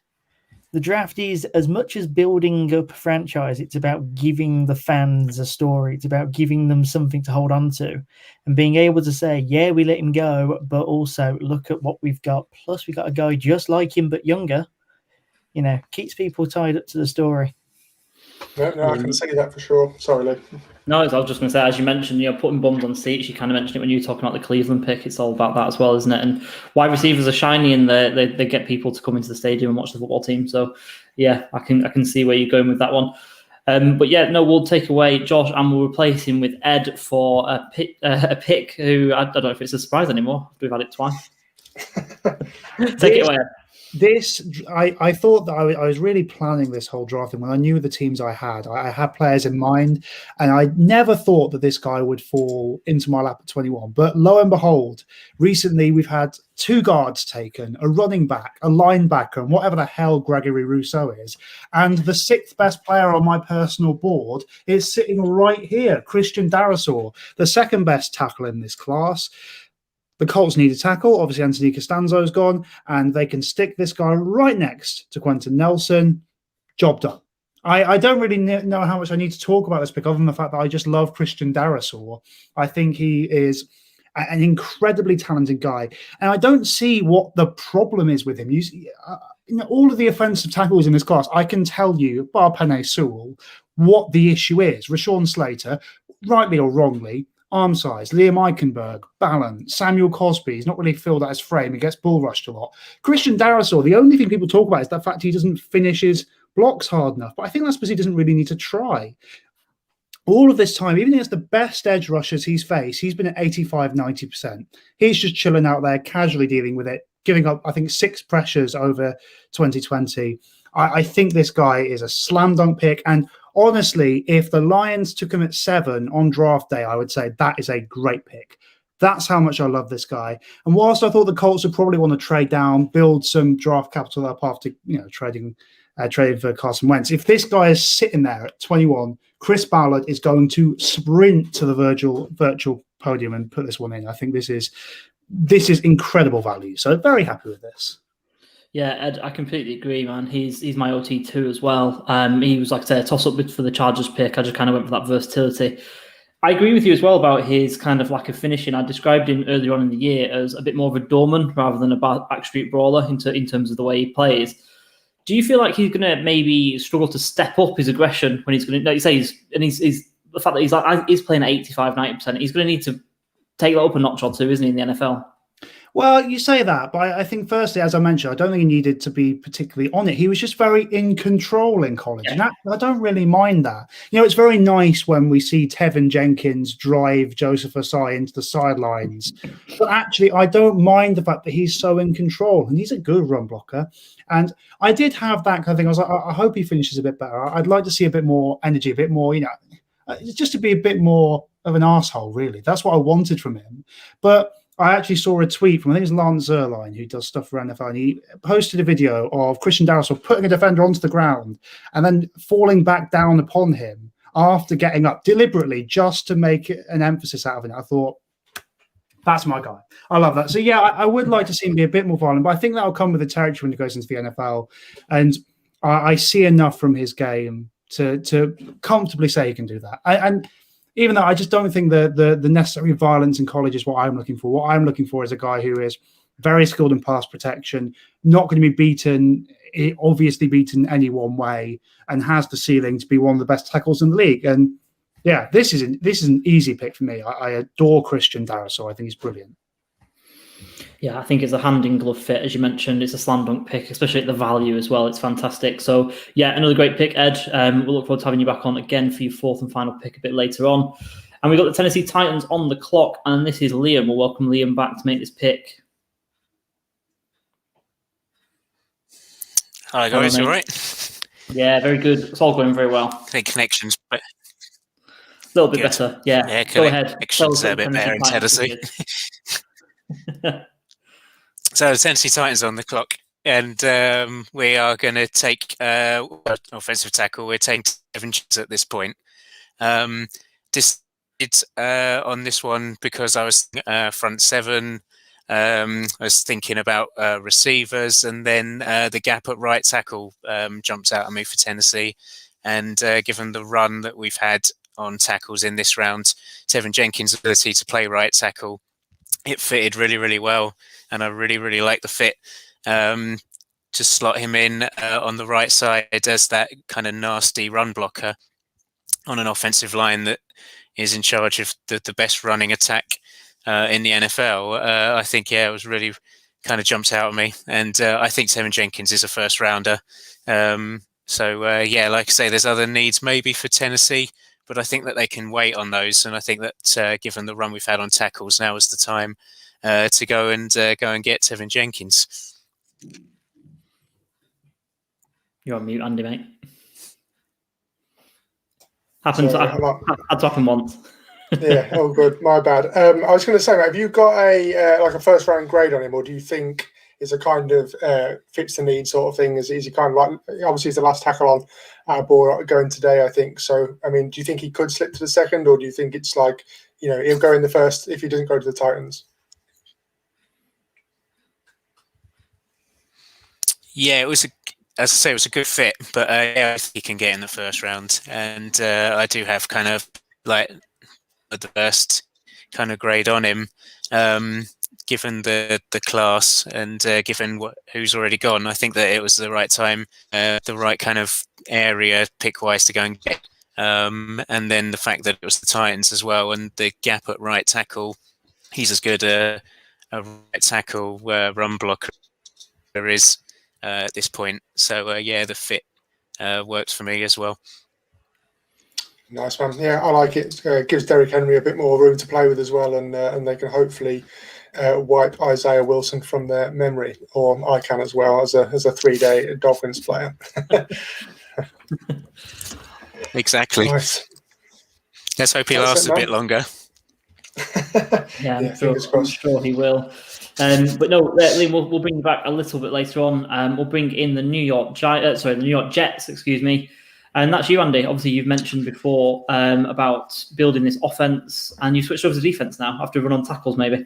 Yeah, that's exactly why. I was very much planning to go tackle here, but I will take the best player and one of the most dangerous players in the draft as well, Azeez Ojulari. bit of a kind of late rise, I think you'd agree, Lee. And like, a lot of people coming to him late in the year, but hell of a defensive end, really long, athletic, quick, gets after the passer that way. So I think this is the perfect complement for Quinn and Williams. I think the Jets will have something that isn't that prevalent in the AFC East, actually, and that's like an out-and-out dominant pass rusher. You struggle to kind of name the defensive ends and for most of the teams in that division. So he's going to be a really exciting prospect. Only 20 years old, as you can see there, and he could grow into be such a beast.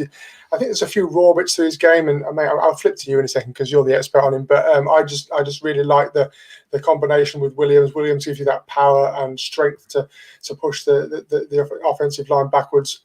Ojulari's going to go around the outside. He's got the kind of pass rush moves, and he's going to get to the quarterback. Yeah, absolutely. Yeah, another one. I mean, we talked about JC Horn, and I mentioned about how I couldn't get enough film, and Ojulari was one of these ones I wrote for the scouting guide. My edge one, and it's clear as well in my rankings. I've got a very, very high grade on him compared to the sort of the back end of the sort of second round grade that I've got on everyone else who's in that second glut. I mean, the Rousseaus and everyone else in that. Ojulari was head and shoulders above the rest.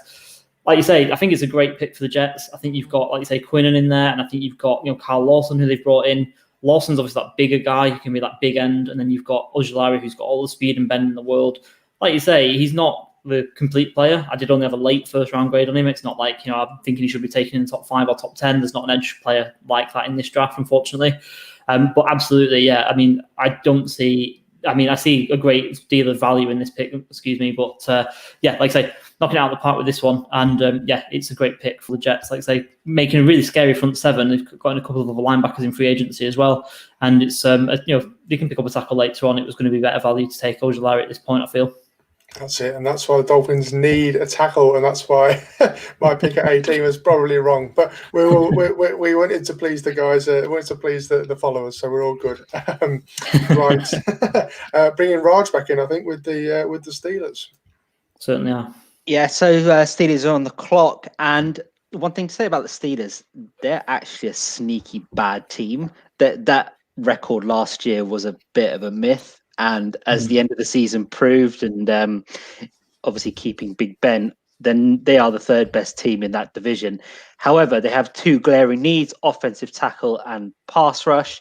And I've gone down the pass rush route because you might as well, with Big Ben, he's like an animal that needs to be put down. So you might as well get Myles Garrett or Calais Campbell to just finish him off because he shouldn't be in the league anymore. So let's build the defense up with Kwity Paye. I love Kwity Paye. He reminds me of Rashawn Gary, same school, same measurables. Like he's on Bruce Fieldwood's athletic freak list. He needs time to develop, but there's no better place to play to develop his pass rushing skills than Pittsburgh. Playing outside linebacker in a 3-4 scheme, although he did play 4-3 in Michigan.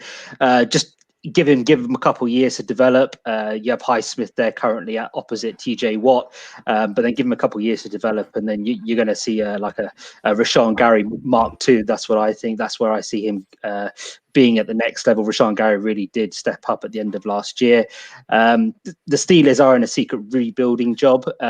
Where you're picking at 24 is basically obscurity. They could even be in the conversation with Mac Jones, to be honest. But it's one of those picks whereby best player available for the needs that they have, which is offensive tackle and pass rush. And you can get some good offensive tackles in the later rounds, the likes of Spencer Brown, Brady Christensen, Walker Little, for example. So I think Kwity Paye, put him an outside linebacker, let him develop for a year or two, and then by year 2, year 3, you'll see that production really shine.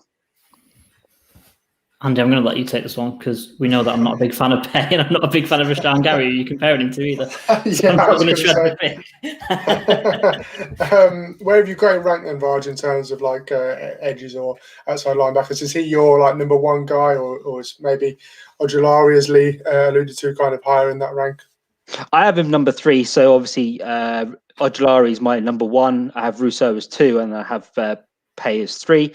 I just think that his athletic traits, he's an absolute freak in terms of his speed and his size, and I think he just needs that extra bit of coaching to really sort of hone his skills into the next level. But the Steelers, he can't have better coaching than being opposite TJ Watt. You are going to have to convert him from a 4-3 defensive end to a 3-4 outside linebacker, but I'm a lot higher than Rashawn Gary than Lee is, and I think he was proving at the back end of last year, give that Michigan edge rusher a bit of time to develop in the NFL. You're going to start seeing results. Man, okay, I can get on board with it, man. I like it. I think you mentioned maybe Matt Jones here. I quite like that, actually. I think that's would give him a year to develop and that sort of stuff as well. So that would be an interesting selection. But no, I like this, and kind of at least keeps the Steelers in the running, if not kind of building for the next couple of years as well. And Lee, I think I'll do the transition straight into Raj. You're still here, and it's the Jags from the Rams. Yep. So unfortunately, you can hear from me again. So Jags with another pick in the first round. Now it's interesting to note in the last 3 years the Jags have gone defense in their further first round picks with Josh Allen, Kayvon Chason, and CJ Henderson. So this year they're going all offense, and why not put Trevor Lawrence with his best mate at Clemson, Travis Etienne. Let's go thunder and lightning in terms of the running back stable. We have James Robinson, 1,000-yard receiver who can be the thunder, and then you've got Travis Etienne, lightning fast. Production at Clemson says it all. Will work obviously with Trevor Lawrence, and again in that division where you've got Derrick Henry and Jonathan Taylor, you need sort of a good running game in that division to sort of compete with those teams. Obviously, again, I'm discounting Houston. I'm sorry, Houston fans, but you guys aren't very good. I know, but actually, they did give Miami all those picks, so thank you, Houston, for the presence. However, again, like Andy with the running back taking at round one, I think if you've got two first round picks, you can afford to maybe take a stab and have this luxury. Jags pick early in round two as well. That there is a possible need for offensive tackle with Cam Robinson. Is he good enough? But yeah, let's get the offense high powered. Let's make them scary, and let's put Travis Etienne in the backfield with James Robinson, and let's try and recreate the Saints a few years ago with Mark Ingram and Alvin Kamara. Let's try and recreate something similar at Jacksonville. Yeah, I like it, mate. That's a really good shout again, actually, with Kamara and Ingram. That's a really good comparison. I mean, we've seen a couple of times in this mock draft so far. We've seen Jamar Chase linking back up with Joe Burrow. We've also seen Tua and Devonta Smith. And now we've obviously got Travis Etienne and Trevor Lawrence linking back up again. Do you put a lot of stock in that relationship moving forward, obviously, with linking back up to players that you're familiar with? It's got to mean something. Chemistry takes time to build. And if you've had that chemistry built at college level, and as long as you don't radically change the offense with the offensive coordinator at Jacksonville, trying to base potentially the offense around what they do at Clemson, then it's again a hand and glove fit whereby Etienne and Lawrence should work hand in hand. They have that chemistry. They know Lawrence has been handing the ball off to Travis Etienne. Etienne can catch passes out the backfield. Like you have that sort of that intuition. Whereas if you have a new player from a different college team, for example, you'd need your off season, you need your rookie mini camps, you need your preseason to develop that chemistry. Whereas here, they know what they're doing already, and the college tape already proves that they work hand in hand together. Absolutely, mate. Yeah, I completely agree. I think it'd be a great pick. And I think the point that you made earlier on about them being kind of the second pick of the second pick of the first round, being kind of a luxury almost. I can see it. I really like it. But yeah, we'll welcome you back a little bit later on. You've got one more pick to go, and we'll bring you back later on. We're going to bring the boss back for I think his final pick of the round, and you're on the clock with the Las Vegas Raiders. I certainly am. If I can just change my banners. Right, there we go. Cool. So I've gone for what you can see behind me. There you go. The Raiders, you're on John Gruden. Essentially, all you have to do is tick a couple of boxes. Are you from a big school? Are you from Alabama? Are you from Clemson? Tick. Are you over 300 pounds? Are you a bit of a mentalist? Are you just... Yeah, I don't know. It's quite scary to try and get in John Gruden's head, and that's epitomised by the fact that he tried to get rid of all his linemen, and then probably got told by his PA, you probably don't want to do that, so he signed the ball back again, or whatever he did. I don't know. I've gone with Landon Dixon. interior offensive lineman. Look at that for he's a big man. He's 6'6", 326 pounds. That's about 3 of me, I think, and that's even with a bit of change. But I say it comes out of Alabama, and who knows, John Gruden might try and release his whole offensive line again, and Leonard Dickinson will still be sitting there and be the only one in the room. Yeah, again, John Gruden and Mike Mayock, they kind of like linemen, and defense obviously is a glaring need after kind of last season's performance.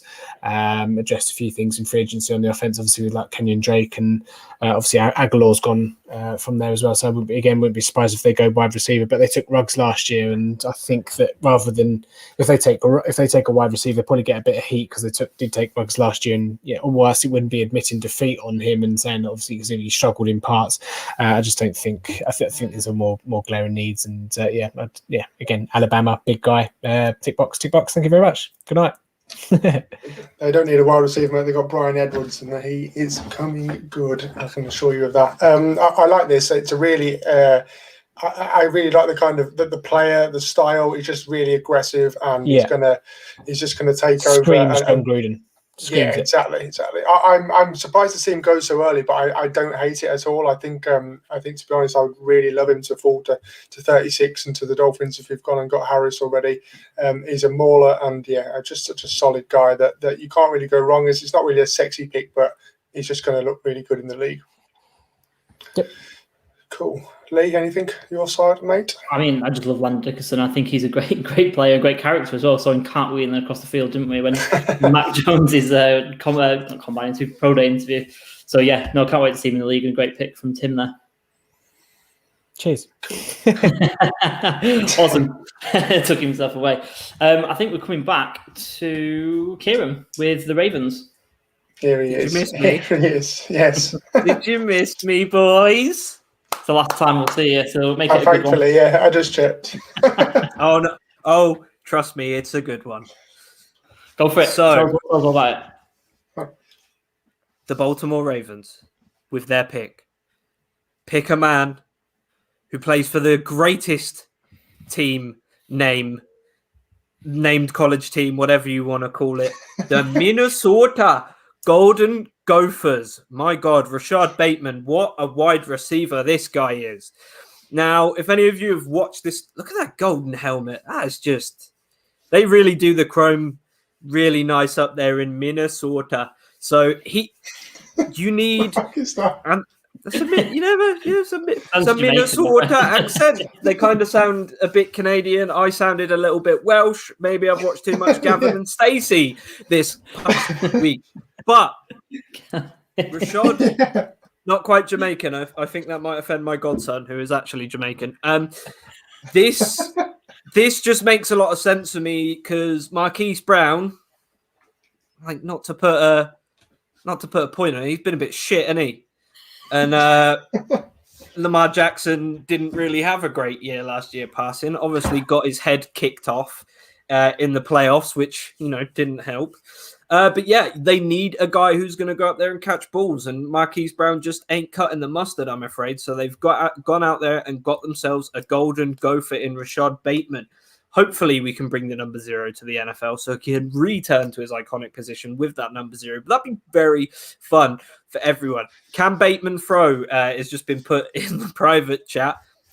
Maybe better than Lamar. But as we've seen Lamar in his last few years at Louisville, he did kind of improve his passing game bit by bit, and that shows coachability. And I think Rashad Bateman is the perfect guy to help him get into the swing of things. He said he loves to throw rather than run. And I think Rashad Bateman's the guy to do it for him. He's big. And I know they come out in like a lot of those, 2 wide receiver sets and everything. When you got a guy like this, it's pretty much going to make Marquise Brown redundant on this team. Sorry, Marquise Brown, you can go hang out with your cousin in Tampa or something. But he's a very talented wide receiver, great hands, and he's got those beautiful transitions he needs when he plays on the outside, and he really can turn the Jets on.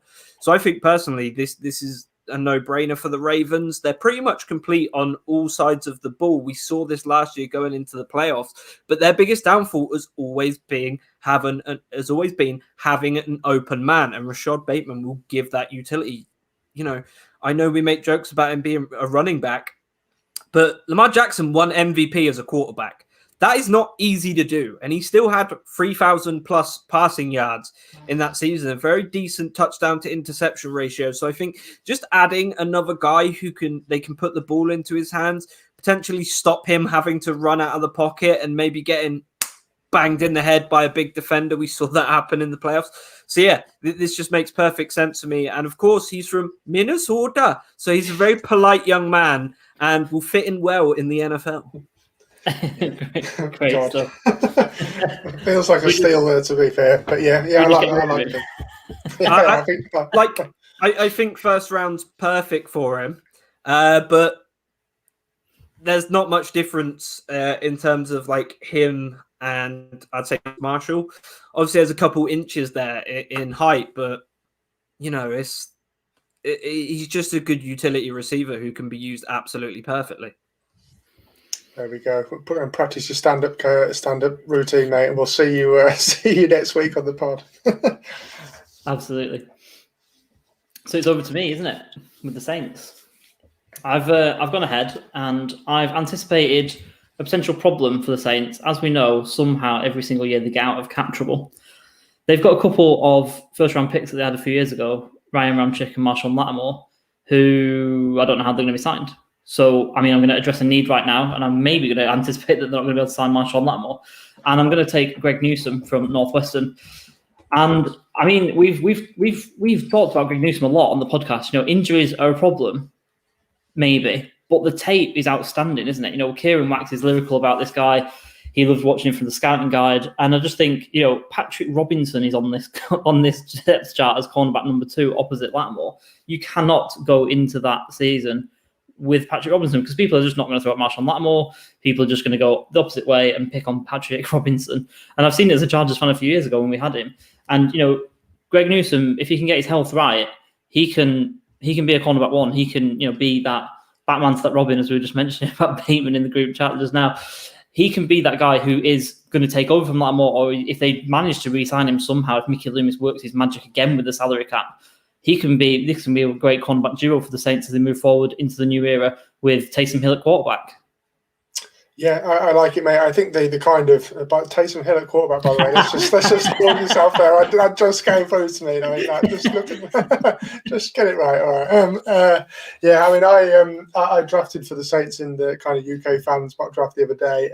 I took an edge for them here, but I think that was because the kind of best cornerbacks have gone off the board. I think cornerback, safety, and tight end are their huge needs, aren't they? And Pat Frymouth could be another guy that goes there. But I like Newsome. If he can stay healthy, then dangerous secondary and a few picks coming his way from Tom Brady maybe next year. Let's hope so. But let's flip around. Obviously, you're on the clock next with the Packers, and again, going corner. Yeah, going corner, going for a bit of a homer pick in Asante Samuel. Obviously could have gone wide receiver here, say it every year. They refuse to do it every year, so I refuse to do it here. I love Samuel. I think he's kind of a bit of a more like physical kind of guy. I always find that he struggles a little bit on the outside. I've said that consistently this year, but I think that kind of playing that number 2 corner role, as you just alluded to, is going to suit him down to the ground to start with.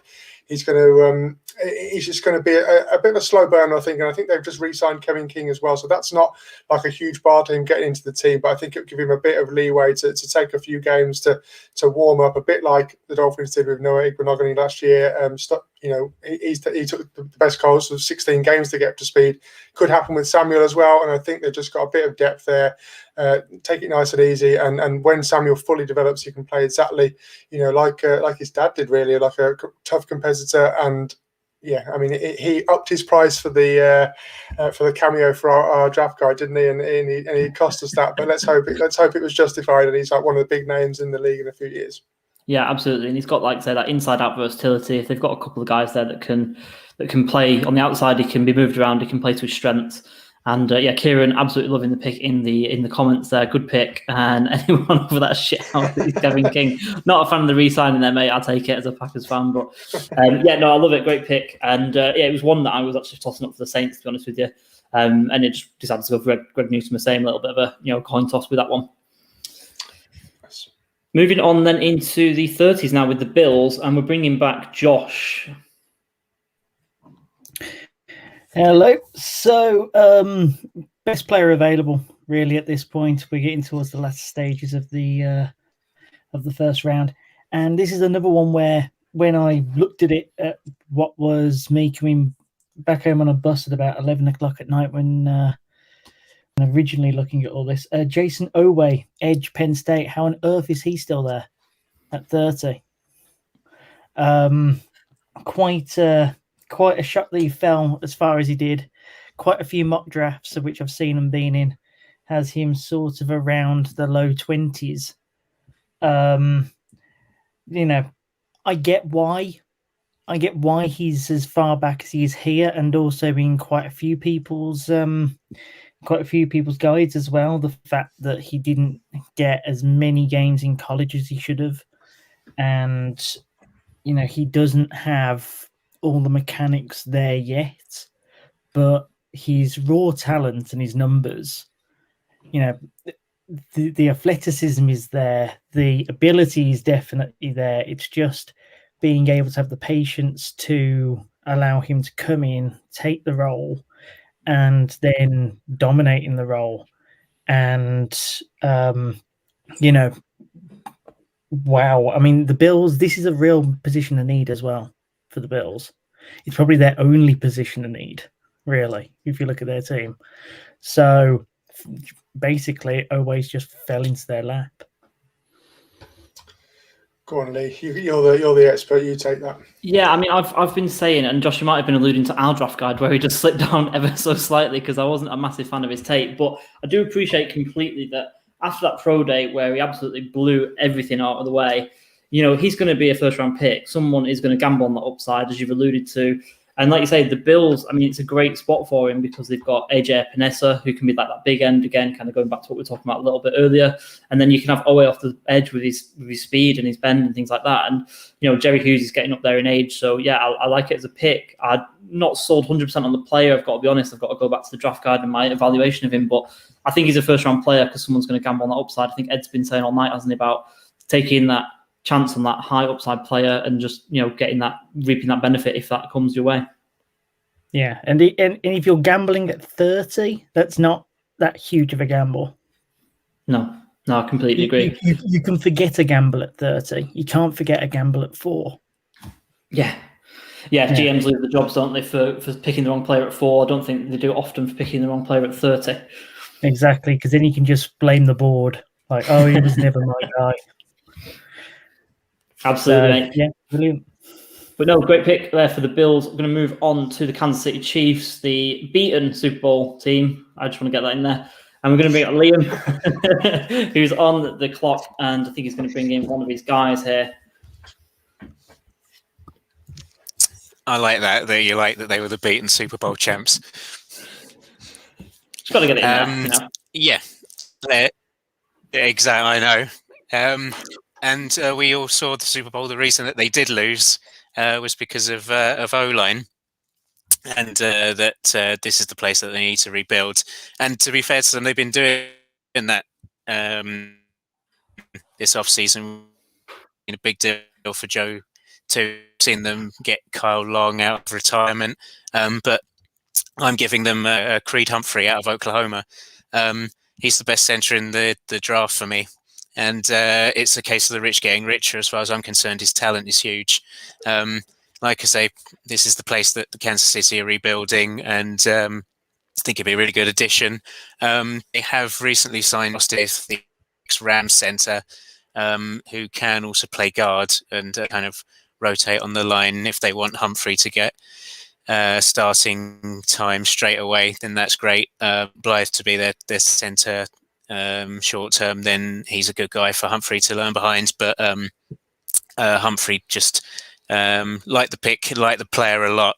And he's that when you look at the full 10-yard scouting guide, you'll notice the fun fact about him at the bottom, that he played over 1,200 snaps for Oklahoma and gave up 0 sacks.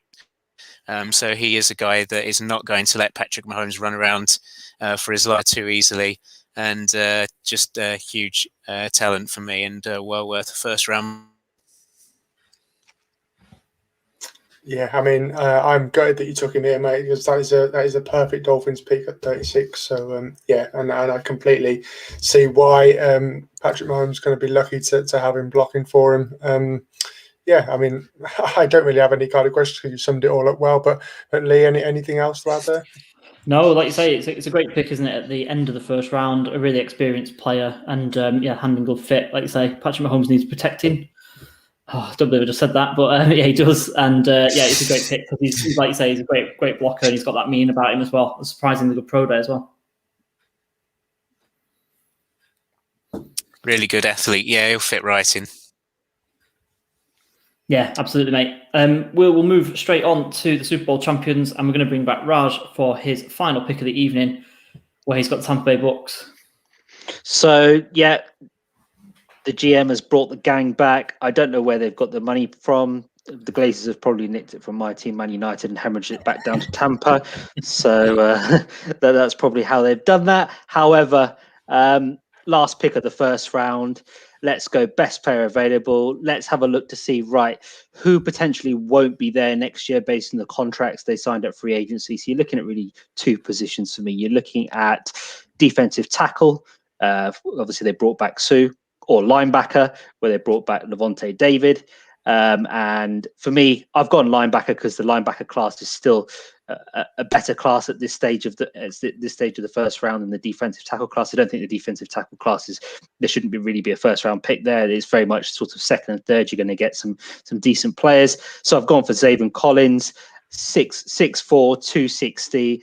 Him learning behind Levante David, Devin White, that linebacker group is going to be even scarier than it was last year. You saw how good they were in the Super Bowl. Add Zaven Collins in there with his pass rush ability, his ability to defend the run. He's really explosive off the line.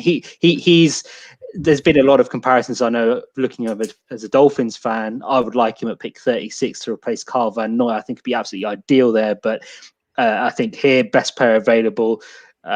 He's a real good athlete.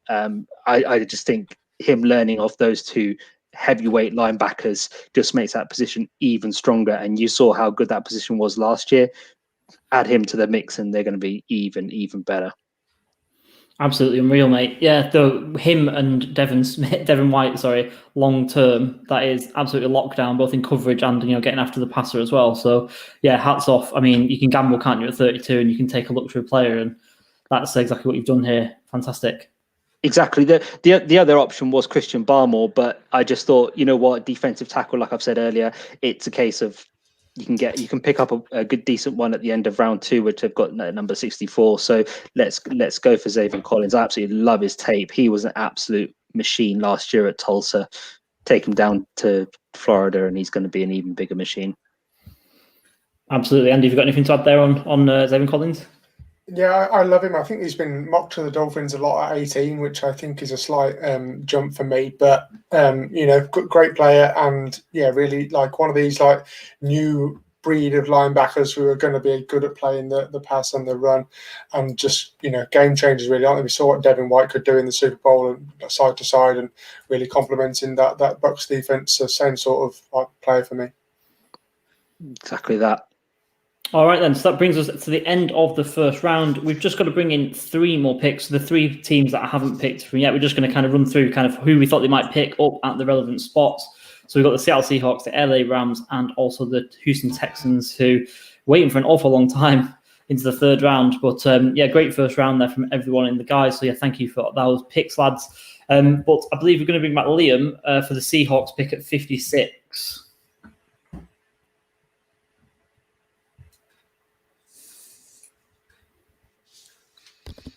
There we go. Welcome to Seattle. Finally getting a pick. Tell us all about you. We're used to Seattle not having a. Well, Kieran's going to like this because we're going with an LSU prospect and one that isn't a wide receiver, taking Jabril Cox, the linebacker. Had to be a bit realistic, kind of knowing that this is pick 56 and who is still going to be there and who isn't. But I don't think offensive linemen Seattle would be at this pick. But it's probably a little bit sad that there's a chance that KJ Wright could be a gap need filling at linebacker for Seattle. I really like Jabril Cox, and I think that he'll fit right in. If KJ Wright stays, then I think the front seven is still getting tweaked in Seattle, and he can be excellent depth or find a spot along that line. So yeah, I think I'd rush this pick in. Jabril Cox, the linebacker, SU, into the Seahawks. Absolutely, mate. Yeah, really love it. Really love the pick. Like you say, Seattle waiting a little bit of time to get on there. But yeah, we'll just whip through these final 3 picks and we'll take you away. Andy, you're on with the next pick, actually, with the Rams. Yeah, I've gone Jevon Holland, the safety from Oregon. Quite a explosive, well-rounded, athletic safety. Obviously sat the year out, so a little bit of an impact on draft stock. I think would have liked to see another year of tape to go a bit higher up. But plays the ball, he's got good hands, and he'll fit in next to Jalen Ramsey, no problem at all in that secondary for the Rams.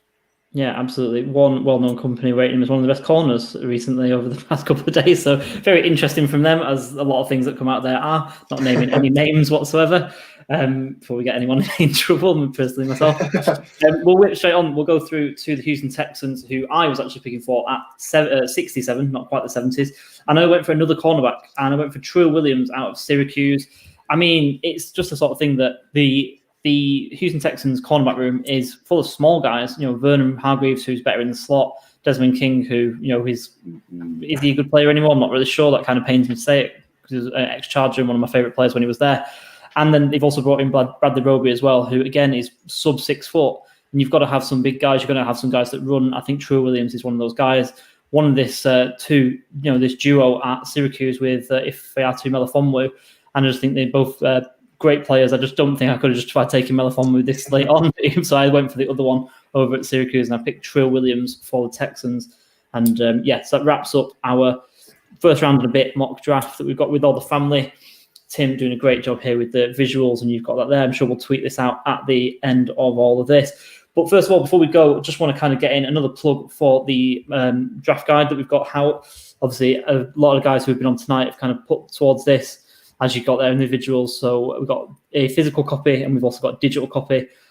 Both great products, both great information in there. Over 240 players scouted from us and the guys. Go and get your copy right now. A lot of the takes that you've heard tonight, plus a lot of the takes that you haven't heard as well. So go in, get it ready for draft night. It's 3 weeks away. And it goes towards Britball as well. So you'll help in funding the next batch of college coaches. I wish it was that. Next batch of Britball coaches and referees as well. So he's putting the grassroots game in the NFL, in Britball, sorry. I'm getting ahead of myself with the NFL draft. So, it's been 2 hours. It's been 2 hours, yeah. So thank you for staying with us. If you have stuck all the way through with us, if not, load it up, watch it bit by bit. You've been great, and everyone here has been great. Thank you for your comments as well, as you've been putting them in, and we've read out a few of them on air. But yeah, thank you very much, Andy. Thank you for being a great co-host with me as well and seeing me through this. And we'll see you on the other side, people. So yeah.